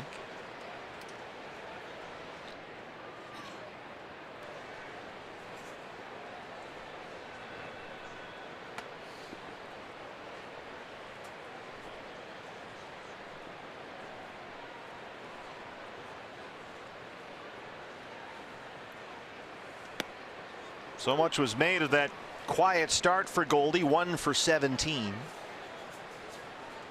But counting today, last 15 games, he's hit about .330. Got 10 extra base hits over that span, so he's just fine.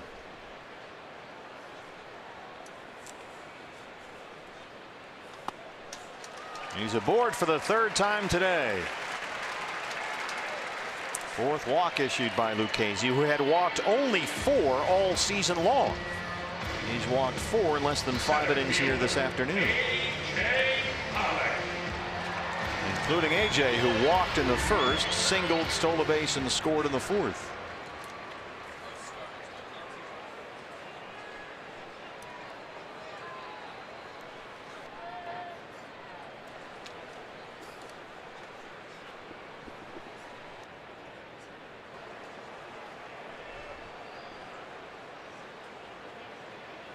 AJ is homered in each of his last 2 games. Had a big home run here last night. Yeah, we were talking about the Diamondbacks hitter staying inside the breaking ball from a left-handed pitcher. Clayton Richard trying to throw a backdoor slider right there, and AJ rode it out of here to right center field, showing great opposite field pop. Yeah, his career high is 20 home runs. He may fly by that total this year. Now at the age of 30, he's kind of evolving into a bigger power threat. Another convert to lifting the ball with his swing, trying to get that launch angle. And it really shows up in some of his other hit data. And Zach Buchanan was writing about this on The Athletic. He's pulling the ball a lot more often this year than ever before, more than 50% of the time. And his strikeout rate is double what it was last year, so there's some swing and miss in there as well. Kazuhisa Makita starts warming up, another submarine right-hander in that Padre bullpen. AJ gets this one way up in the air, but Caesar has room in left center. Goldie will bluff and hold. 2 outs. A little too much launch angle on that one. Yeah, just a little bit too much up in the air that time. But I do like the fact that Goldie went back to first base and tagged. If you see it's going to be a routine play, if that outfielder's camped underneath the ball or will camp underneath the ball, why go halfway? I mean, it happens maybe once or twice a year where an outfielder will drop an obvious fly ball out. So why not go back and tag up? If you catch him by surprise, you might be able to move up 90 feet. Chris Owings 0 for 2. CO is twice flying out deep to center. Lucchesi about to throw pitch number 100. Going to first. We talked about being coached to do that on a fly ball to deep left center field, going back to first and get ready to tag up. That's what happened to Alex Avila on the Devin Marrero home run that wasn't at Dodger Stadium. He was going back to the bag like he's been coached to do. Yeah, because he saw the runner at second base go back and tag. So you're supposed to do whatever the runner at second base does, and Alex was trying to go back and tag up. Yeah, we've heard a lot this week about what a terrible mistake that was by Alex. He was doing exactly what he should have been doing. And that's what Dave McKay was trying to point out after that game. Marrero was really the guy who was not looking at the runner. He was out looking at the ball out in left center.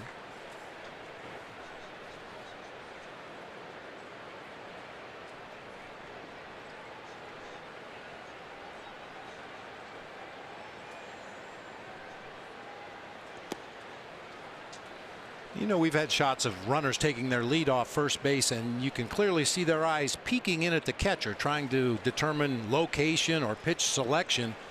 You think about that funky grip that Lucchesi has on that changeup curveball. If you can get out there far enough to see the sign and you recognize that wiggle changeup sign, take off. I mean, how's he going to throw a pickoff move to first base with that grip? He tried once and threw it almost into the stands. Turned into a D-back run. I mean, I guess he could quickly switch back to his regular throwing grip to snap a pickoff throw to first base, but that's why the runners try to get a peek at the catcher.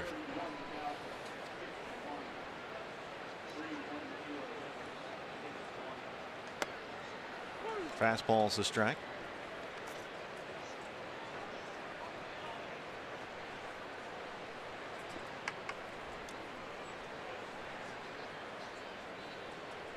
D-backs today trying to make it 7 straight series wins to begin the year. No National League team has done that since the 2003 Giants. They lead it 4-0 in the 5th. Another fly ball for CO. Myers near the line on the run. They almost overran the ball, caught it in fair territory, and Lucchesi strands the 1-out walk through 5. 4-0 D-backs.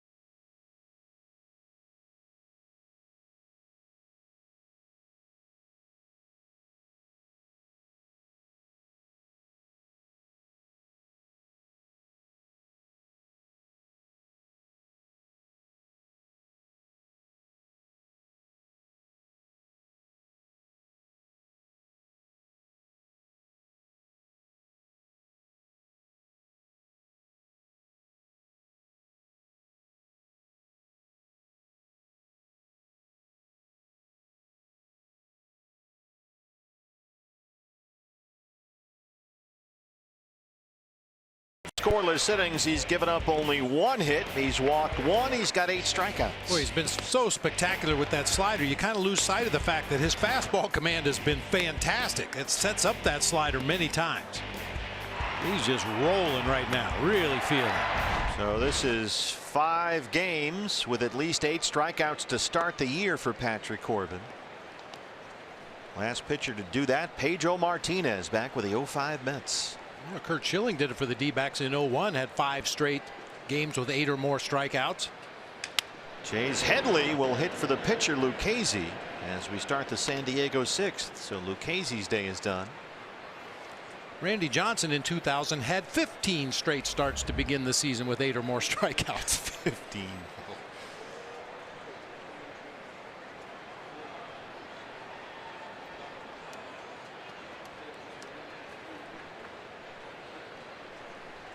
Headley's got a new bat.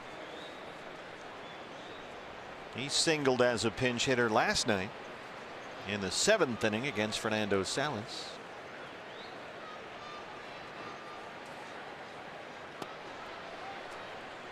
Headley only 3 for 29. He's become the forgotten man, with Christian Villanueva leading the league in OPS and leading the Padres in homers and RBIs. Headley spent the last 3.5 years in Yankee pinstripes. Traded to New York back at the deadline in 2014. Just before he hit free agency, wound up re-signing with New York and was traded back to San Diego in December. And Corbin adds another strikeout. That's 3 in a row and 9 for the ball game. I mean, Chase Headley, he may be struggling offensively, but this is a smart veteran hitter, and even he can't get a piece of that Patrick Corbin slider. 10 in a row set down by Patrick since Hedges' single, which led off the 3rd, still the only Padre hit. And here's Manuel Margot, who has flying out struck out 0 for 2. Fastball's a strike, 0-1.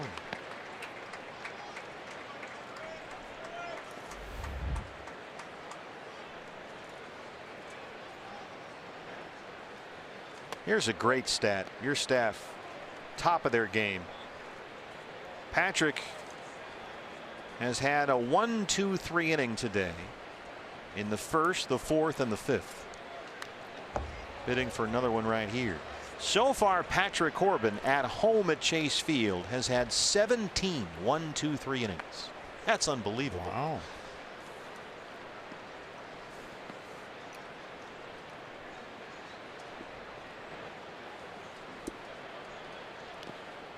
Two and 2 on the Padres center fielder.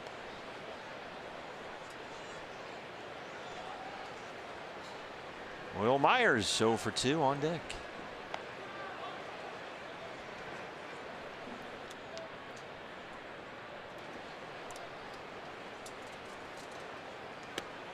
Patrick Corbin, 10 strikeouts.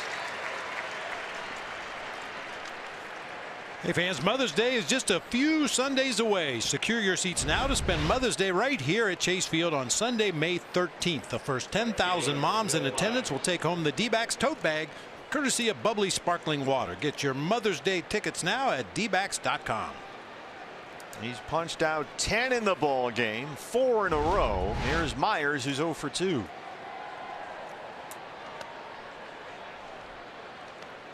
Three strikeouts for Patrick the first time through the Padres order, 6 the second time.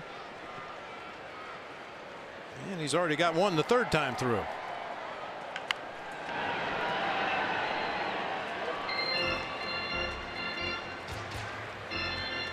He has struck out 6 of the last 8 Padre hitters he's faced.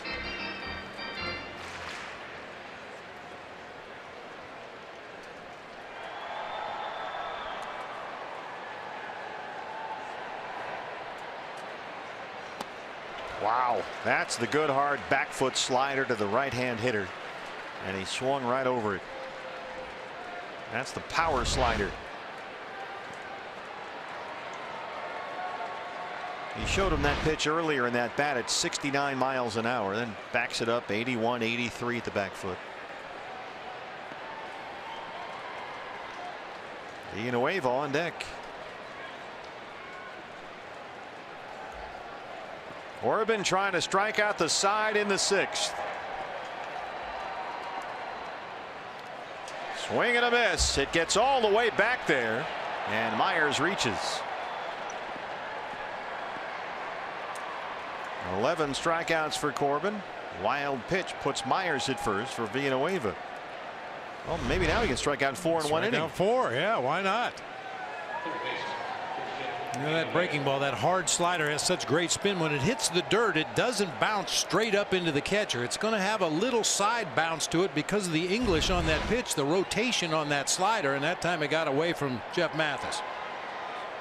Villanueva has grounded out, struck out, 0 for 2. Padres still with only 1 hit in the ball game. Hedges singled it, led off the 3rd. There's the slow baby slider, more of a curveball now, upper 60s velocity.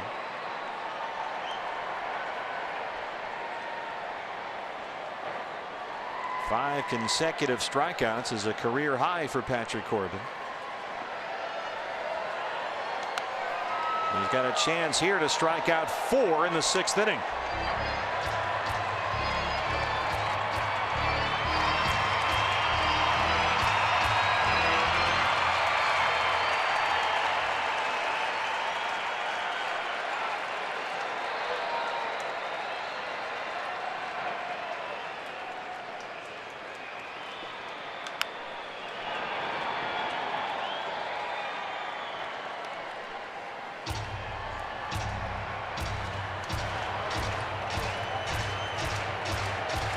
Those infield coaches are supposed to have good hands. They're both very good at getting out of the way. Veteran move. 0-2. Oh, just got a piece of that one.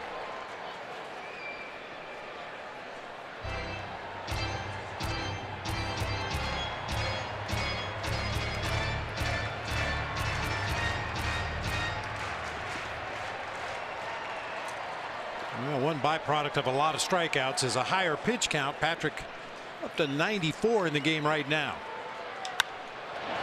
Fly ball deep right field, backs up Owings at the wall, and it's gone.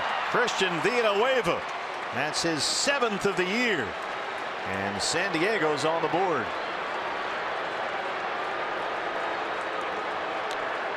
Villanueva red hot, now a 9-game hitting streak, and during that streak he's homered 4 times.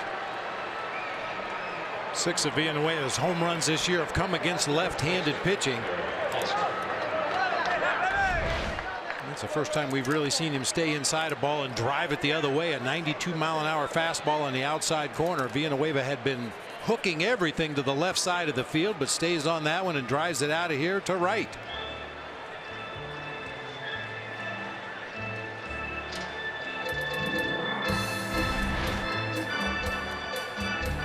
Mound visit time. Patrick at 95 pitches. He has walked 1. He's got 11 strikeouts. Mike Fetter's answering the bullpen phone. That strikeout wild pitch comes back to bite him as Myers reached. He scores on the Villanueva homer, and now that lead is cut in half. Yeah, Myers should have been the 3rd out of the inning. The wild pitch got away from Jeff Mathis, allowing him to reach, and that gave Villanueva an opportunity to hit here in the 6th inning rather than lead off the 7th. And now he'll deal with Eric Hosmer, who was walked and struck out. Hosmer punched out 4 times last night.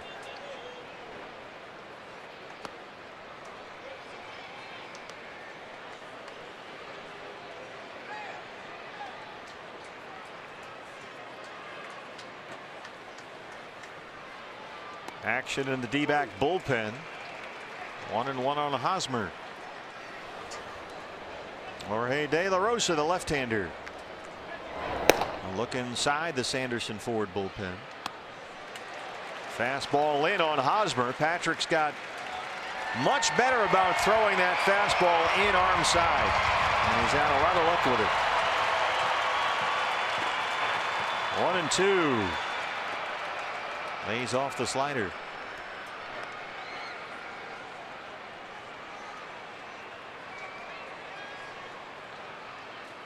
Pitch number 100 on the way.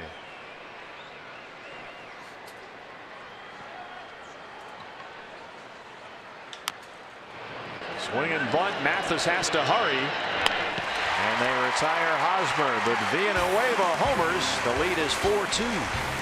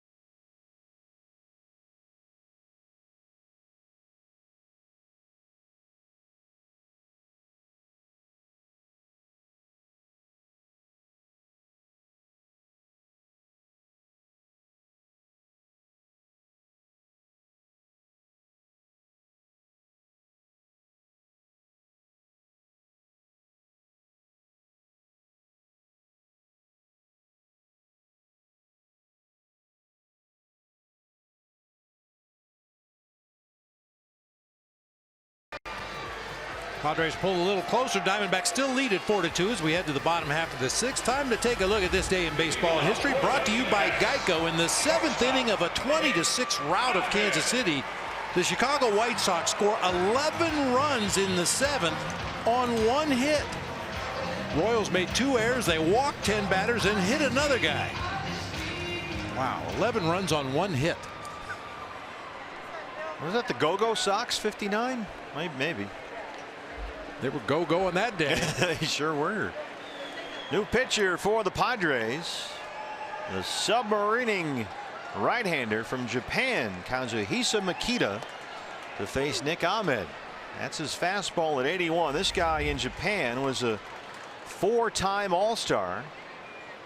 Pitched for the Seibu Lions in the Pacific League last year, and in 58 appearances had a 2.30 ERA. Caesar is able to run that down off the bat of Nick Ahmed. One of the highlights of the game so far, Nick Ahmed. A 2-run homer in the fourth. Nationwide Vision Center's eye on the game. Exit velocity of 99 miles an hour. I find it interesting that Chris Owings' fly ball to right center field left the bat at 98. Nick's home run left the bat at 99. They're almost identical launch angles. Wow. It's where you hit them too. Chris hit his to the deep part of the ballpark. Nick Ahmed goes right down the left field line. Marrero walked, stole a base, and scored a run his last time up. Tell you what, between Clayton Richard just kind of flinging it sidearm, Joey Lucchesi doing all the things that he does that we've seen today. You got Simber in the bullpen. Now Makita, another submarine. These Padres pitchers, they give you a lot of different looks. Rare to see 2 guys that throw like this in the same bullpen. In the same division, for that matter. How about it? We saw Simber Friday in the opener here. Or last night, I should say. Nice running grab there by Myers.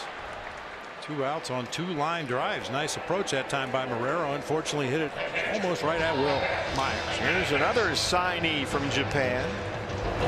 Yoshi Hirano starts to get loose in the Sanderson Ford bullpen. Haven't seen Yoshi for a while.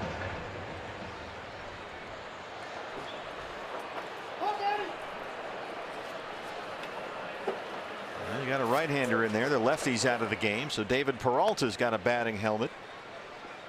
Pitcher's spot is up next. Nobody out there in the on-deck circle, and here comes David Peralta. Mathis, the hitter, he's 0 for 2.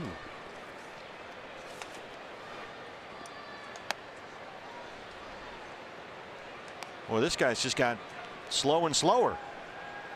coming out from that funky angle. Yeah, you're just not used to looking down near his shoelaces for the release point.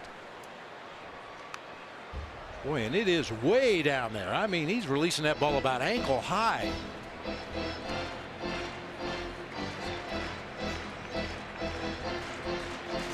Kazuhisa Makita.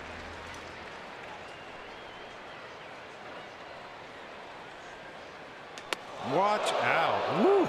Got that 81-mile-an-hour fastball under the whiskers.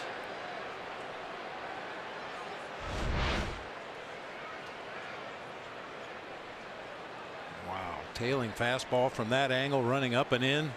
This guy's a veteran pitcher. He was the closer for Japan's World Baseball Classic teams, both in 2013 and last year. So he's been around the block. Full count on Mathis, 3-2. Peralta, the on-deck hitter. Got him. So Makita comes in, retires all three he faces. We head to the 7th. D-backs have a 4-2 lead.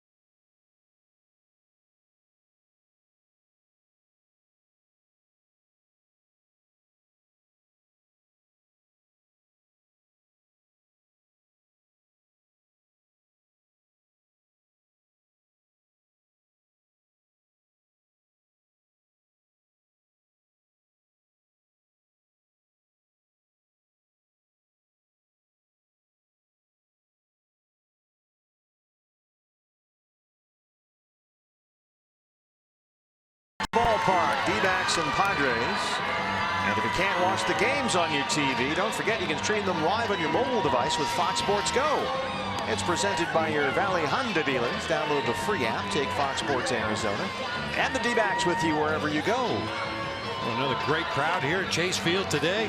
We got a rocking and rolling last night. Whole bunch of little leaguers with us today as Yoshi Hirano is on to start the 7th. They're here from Tempe South. Scottsdale Cal Ripken is here. Chandler National Little League, Ahwatukee, Holiday Park, Santan Valley, Shadow Mountain, Thornydale, Cactus Wren, Arrowhead, Tucson Mountain Little League, Kingman, East Valley, Paradise Valley. They're all here today. 10th appearance of the year for Yoshi. Yeah, Yoshi appeared 3 times in 4 days between April 8th and 11th and didn't pitch again until Wednesday. Had almost a full week off. And then Torrey said after the ball game last night, when asked about Hirano and why we haven't seen him lately, he said everybody's going to get their chances and we want to be careful with guys early in the season, and Hirano is no exception. That stays fair. Nice backhand play and a perfect throw from Marrero. He is really smooth down there. He made that look easy. Yeah, he's been smooth on the routine plays, and this was anything but routine. He had to back up about a half a step to get the hop he was looking for. Yeah, this is the one that eats up a lot of third basemen. He just holds his ground, gets both hands on that ball, and fires across for the out. Nicely done. And look at that perfect throw. Freddie Galvis will turn around now. Bat left-handed against Yoshi. 0 for 2 so far.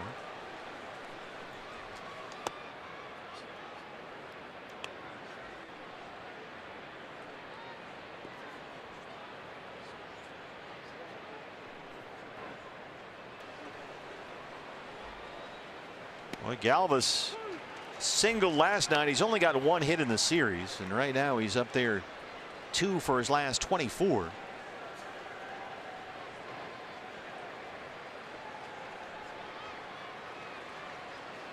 Padres have only 2 hits in the ball game. A Hedges single in the 3rd, and Villanueva's home run in the 6th. Boy, partner, how about the starters in this homestand? Yeah. A combined ERA of 183. Opponents have hit 141. They've struck out 42, walked only 9. Yoshi gets the strikeout. Oh, we've talked so much about run prevention, and you know, one of the only games they've lost here was the Friday game when Tyson Ross was so good and the D-back committed 3 errors. A big crowd here all weekend long to see these 3 Padre games. About 25,000 Friday. We had nearly 39,000 last night, and today almost 32,000. So we're just about 95,000 fans here to see the D-backs and the Padres, the 3 games at Chase Field. A tremendous job. Everybody's got D-backs fever. Big crowds here over the weekend. Matt Caesar. Slowly hit. Ahmed charges, bare hand play, and he got him. Nick Ahmed. That's run prevention right there. We stretch at Chase Field. Nick Ahmed, pretty for 2 D-backs.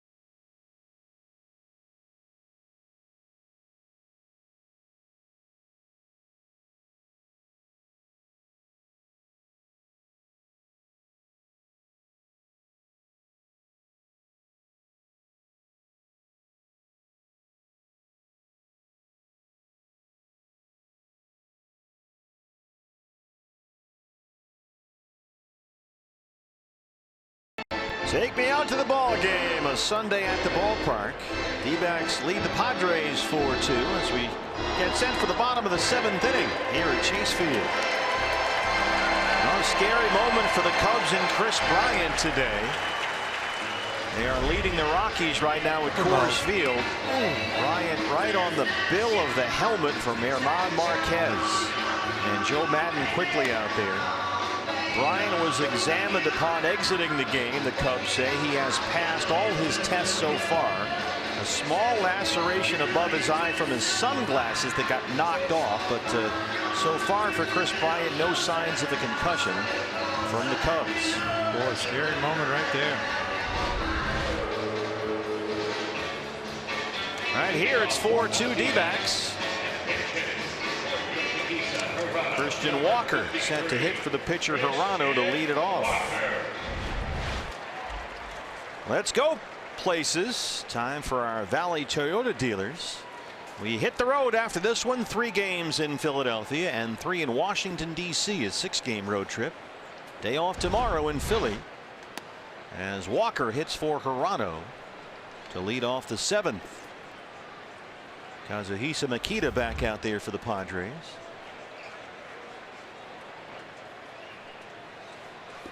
Christian Walker 1 for 6 on the year. He of course had the RBI double that broke up the Tyson Ross no-hitter on Friday night here. A ball that was misplayed by Franchi Cordero, the center fielder.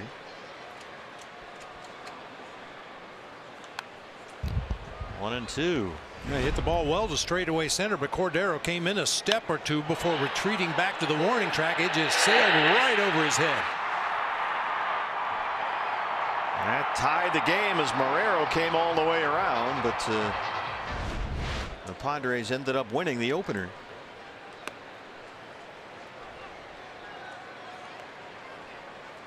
2-2 for Christian Walker.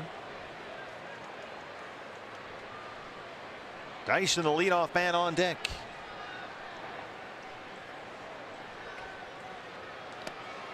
Boy, this guy just slows you down to death.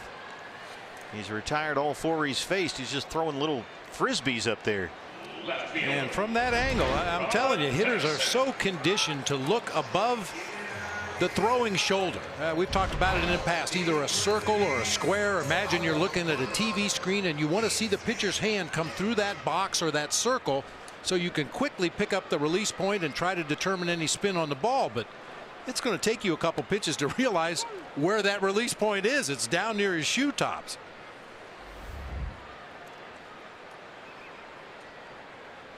Lower your sights.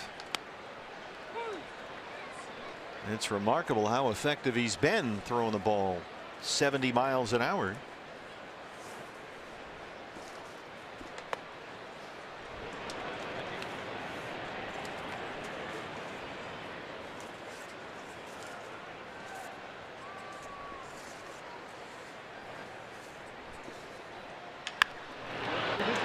Perella at second. I wonder if Andy Green would hold off using both Simber and Makita in the same game because they come from the same spot, just what you were talking about a minute ago. Good point. They got 2 submarine right-handers back there. We saw Simber last night, Makita here today. Ketel Marte singled in the first. He's 1 for 3. So that, in a sense, leaves Greeny almost a little short-handed back there in the bullpen. Unless you separate the 2 guys, put a few in there between them. Now this delivery, I mean, this is good as look as we can get. Look at the release point. It's way down there below knee level. 0-2. I mean, the batter's eye is of no use when Makita's on the mound. The pitch doesn't get up high enough to get into the batter's eye.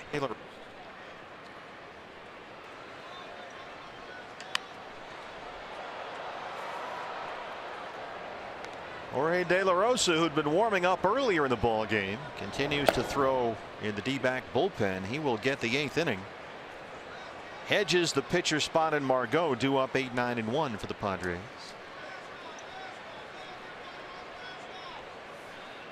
Remember, Brad Boxberger did not appear in the ball game last night, but prior to that he'd worked 3 consecutive days, so not sure about his availability for today. He may be down.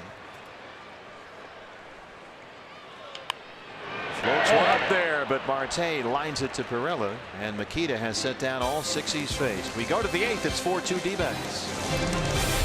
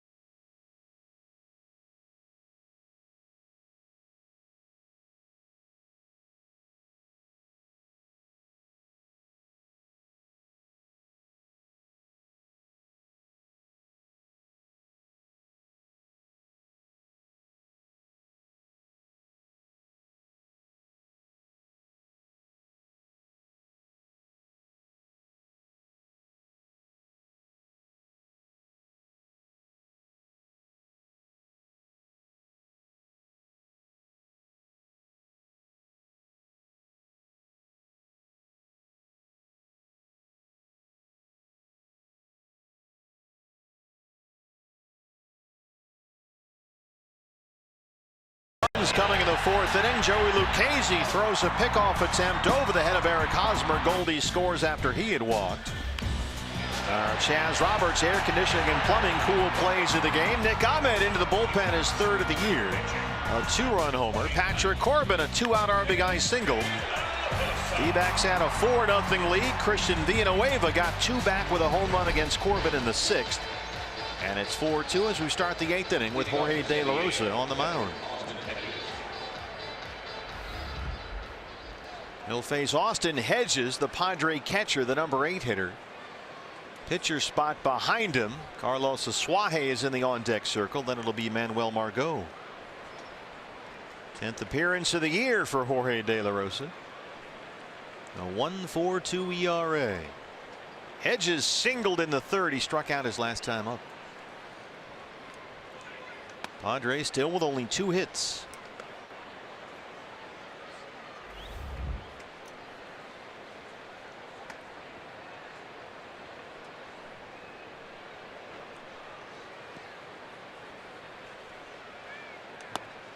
Rockies continuing to trail at home. The Cubs lead at Coors Field 9-7. They're in the 8th inning. Johnny Cueto and the Giants leading 4-0 at the Angels. They're in the 6th. Later tonight, the Dodgers host the Nationals. Cueto with a no-hitter through 6. Saw one last night in Oakland. Maybe get one today in Anaheim. Well, if you use that at-bat game day app, you know, they flash the banner, no-hitter. Alert. Yeah, alert. We've seen one almost every day this past week. Well, Cueto was outstanding when we saw him here the other night. Worked 7 innings, gave up only 2 hits, had 11 strikeouts without a walk, Johnny Cueto. But the D-backs won 1-0 behind Patrick Corbin. Corbin in line for the win again here today. And De La Rosa strikes out Hedges to start the 8th. Hey fans, the Arizona Diamondbacks and Geico are proud to offer military and first responders ticket discounts all season long. Active and retired service members can enjoy up to 50% off of selected locations for every game this season. For more information and to get tickets, visit dbacks.com/military. Carlos Asuaje will hit for the pitcher Makita.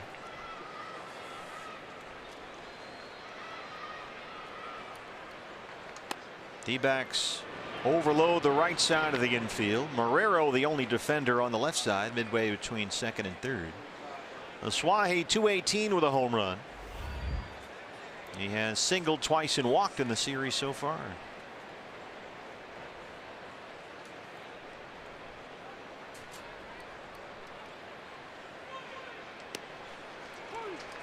There's the splitter from De La Rosa. Nationwide Vision Centers. Eye on the game. Gives us a look at the D-backs defense. That fastball missed. There it is. You see Ahmed right next to second base umpire Jim Reynolds out there. Marrero halfway between 2nd and 3rd. AJ shaded a couple of steps toward left center field. 2 balls, 1 strike on Carlos Asuaje.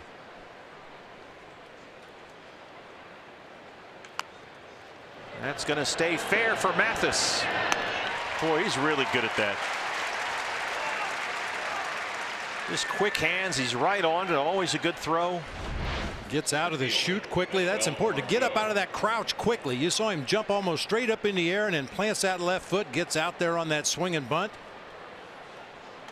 Jeff is a guy that bare hands. You saw him just go with the right hand, the claw, picking that ball up out of the dirt. Some guys, they sweep it together with their glove. Nice job by De La Rosa today. Well, 3 good right-handed hitters coming up. So with 2 outs in the 8th inning, the Beard is coming in. Back after this.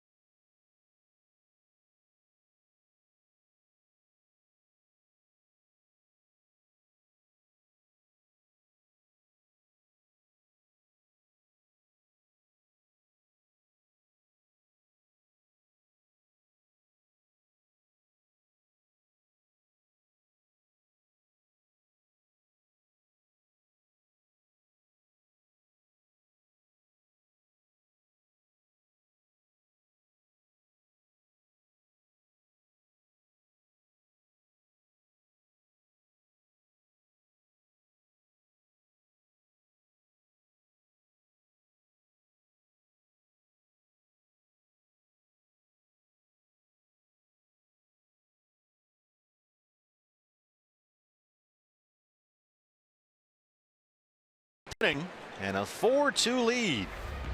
Facing Manuel Margot. 11 appearances at 2.25 ERA. He's ready to go, but there's still time on the clock. Chad Whitson holding things up, and now as time expires in the break, we are set to go. Too efficient for our own good out here.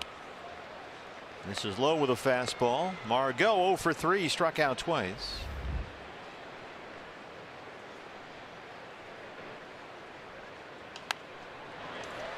.95 from Archie. 11 appearances this year. 9 of those have been scoreless.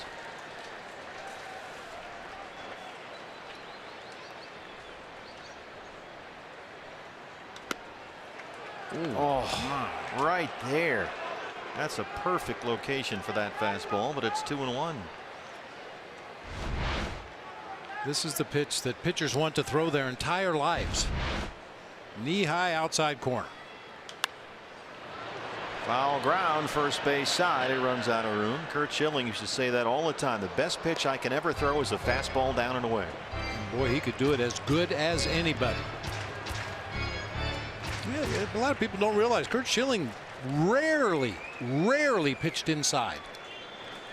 He would always try to paint that outside corner. His command was so good he could do it. 95 up and in. They bring in the beard. We get to the home half of the game with a 4-2 lead.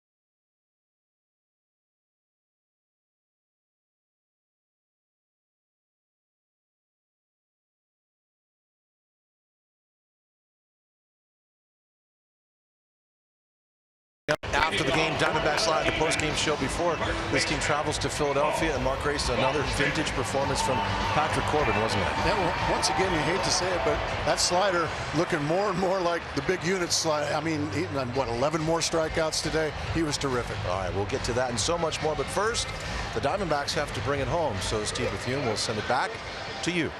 All right, guys, thanks. We'll look forward to that after the ball game. Todd and Gracie. Goldie leads off the home half of the 8th. Dunks one into right field. His second hit today. He's been aboard all 4 times. New pitcher for the Padres, the right-hander Phil Maton. And Goldie greets him with a leadoff single. Goldie with 2 knocks in the game, both coming to the opposite field. He's also walked twice. What's new? Numbers on Maton this year, his 7th appearance. 9 punch-outs in 6 1/3. A.J. Pollock.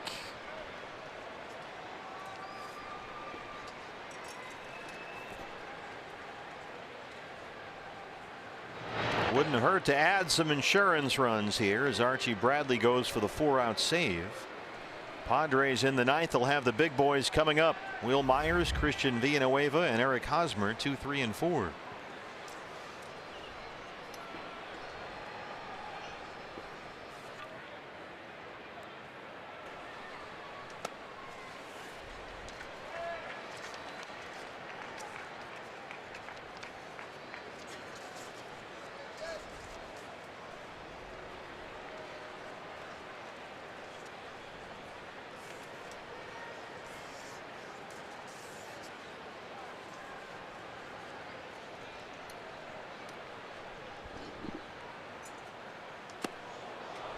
And I'm way out in front on that slider. 1-1.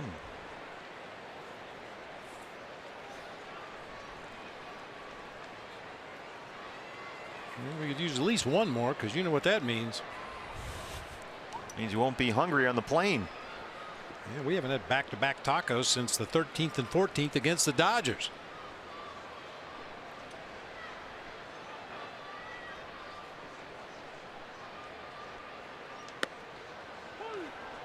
Well, that's the pitch that Archie Bradley didn't get in the top half of this inning. 1-2.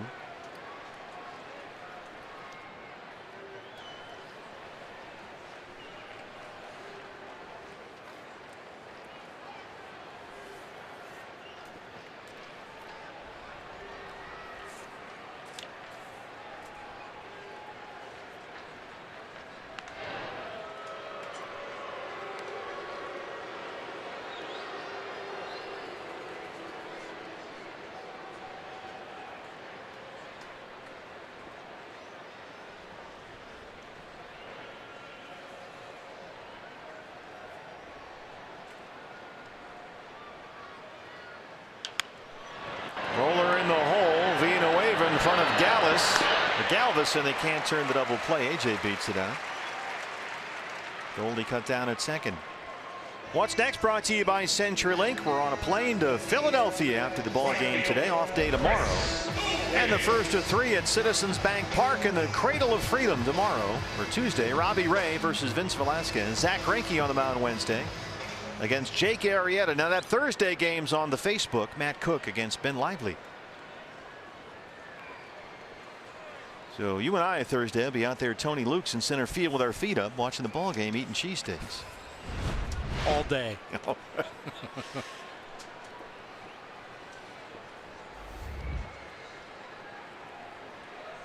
Chris Owings 0 for 3.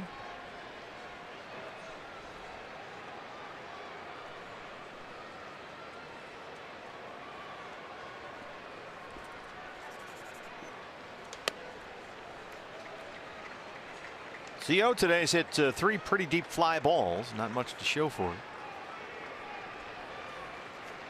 Bullpen is still quiet, so Archie will go for 4 outs in the save here. D-backs going for another series win. That would make it 7 for 7 to start the year. There's another fly ball off the bat of Owings. Myers in right field.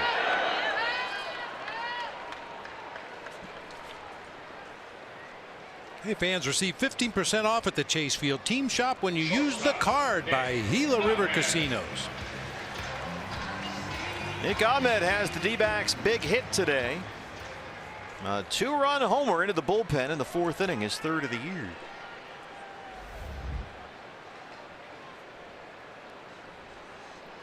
Padres have both of their runs on a Christian Villanueva 2-run home run. That came in the 6th off Patrick Corbin.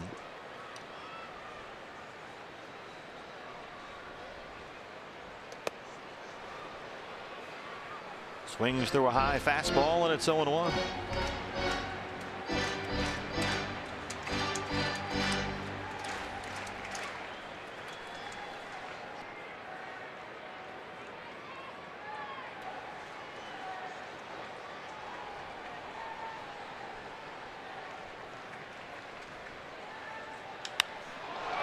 Center field for Margot. We go to the 9th. Archie Bradley, Myers, Villanueva, and Hosmer due up.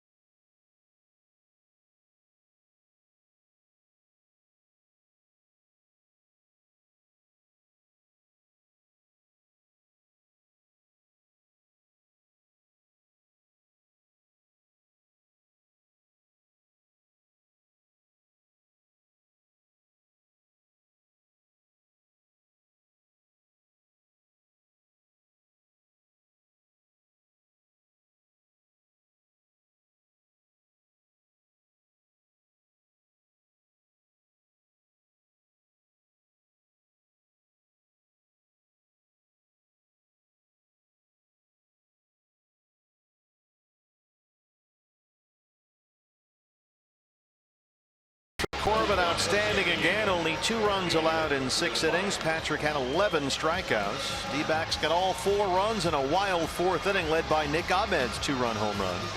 Corbin had a 2-out RBI single. Archie Bradley, who got the final out of the 8th inning, is on to start the 9th. D-backs. Yes. Look at that. Nice kicks. Yeah, we looked at Zach Godley last night. Looked like he was wearing work boots. They were black high tops, all black. Archie looks like he's wearing his prom shoes with cleats on them. Looks like something out of a Space Jam. Myers hard to short. Ahmed smothers it, and they got him. Nick Ahmed, what a play.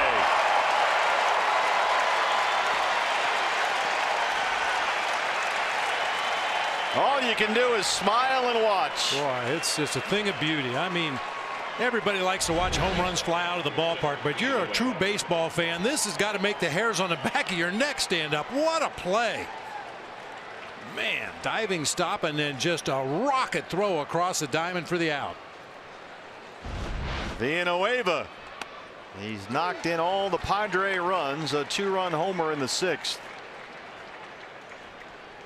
Run prevention. Hard to third. That's a smash by Marrero and down the line. And Villanueva continues to hit. A 1-out double. And now the tying run comes to the plate. It's Eric Hosmer.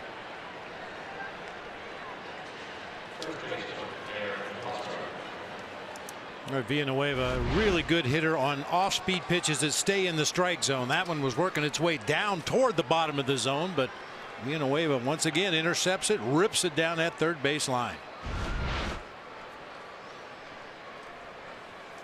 Big matchup right here. Tying run at the plate, 1 out. Bradley and Hosmer. Hosmer 0 for 2 with a walk.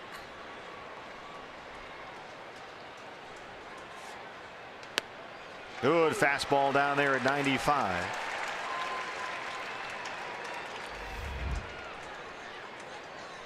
Hosmer, the Padres' $144 million free agent signee this winter.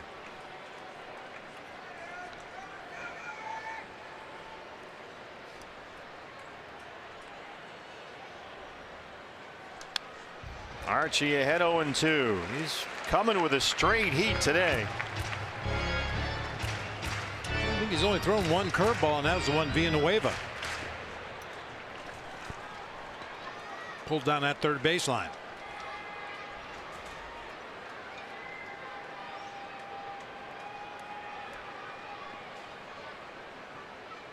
Might want to think about one here on 0-2. Fastball away at 96.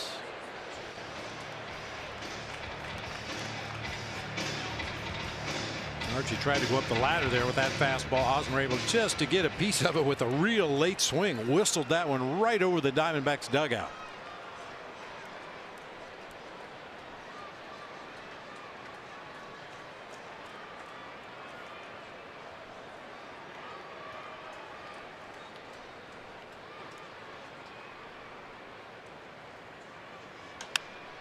Tried to go up there again, and once again a late defensive swing from Hosmer. Shoots it right over the on-deck circle that time. It's got to be tough to get to that pitch at 96 there, trying to protect with 2 strikes.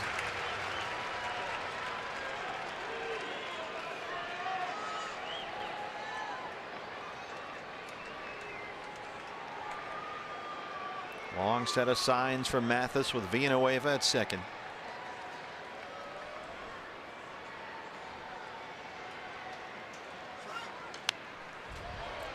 Sticking with that fastball. That one's not in a good spot there. With the runner at second base, you have to be very careful, not only with your sequence of signs, but how soon you set up. Watch Jeff Mathis. He's outside. No, he's inside. Now, Archie didn't exactly hit his spot that time, but you don't want that runner at second base even relaying location to the hitter.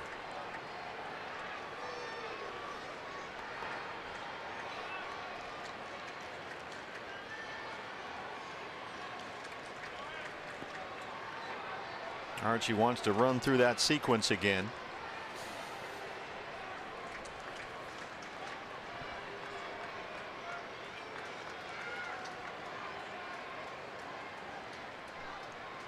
I have no idea.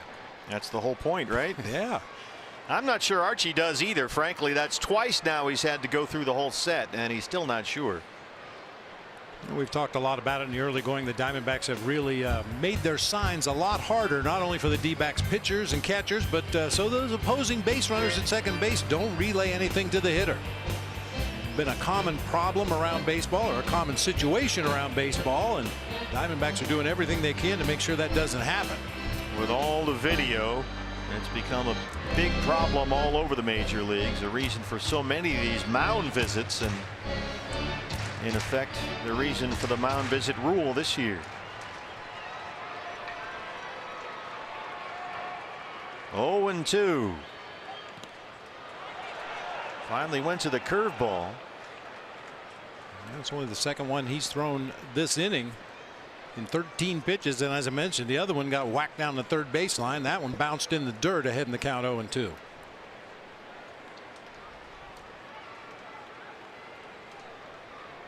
Hosmer's a big out to get. Hit .318 in Kansas City last year, second in the American League in hits.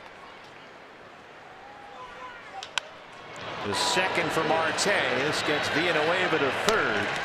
2 down. And it's Pirella, last man standing, and they're on their feet at Chase. 31,000 plus. And they make it 7 straight series wins to open the year. It's been 15 years since a National League team has done that.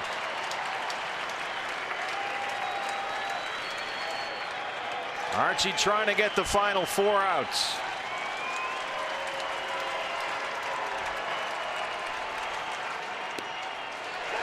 Got the call that time from Chan Whitson, and it's 0-1. Gracie and Todd standing by. D-backs live post-game show follows our broadcast. Don't forget the 50-50 winner. 0-2. He's a strike away.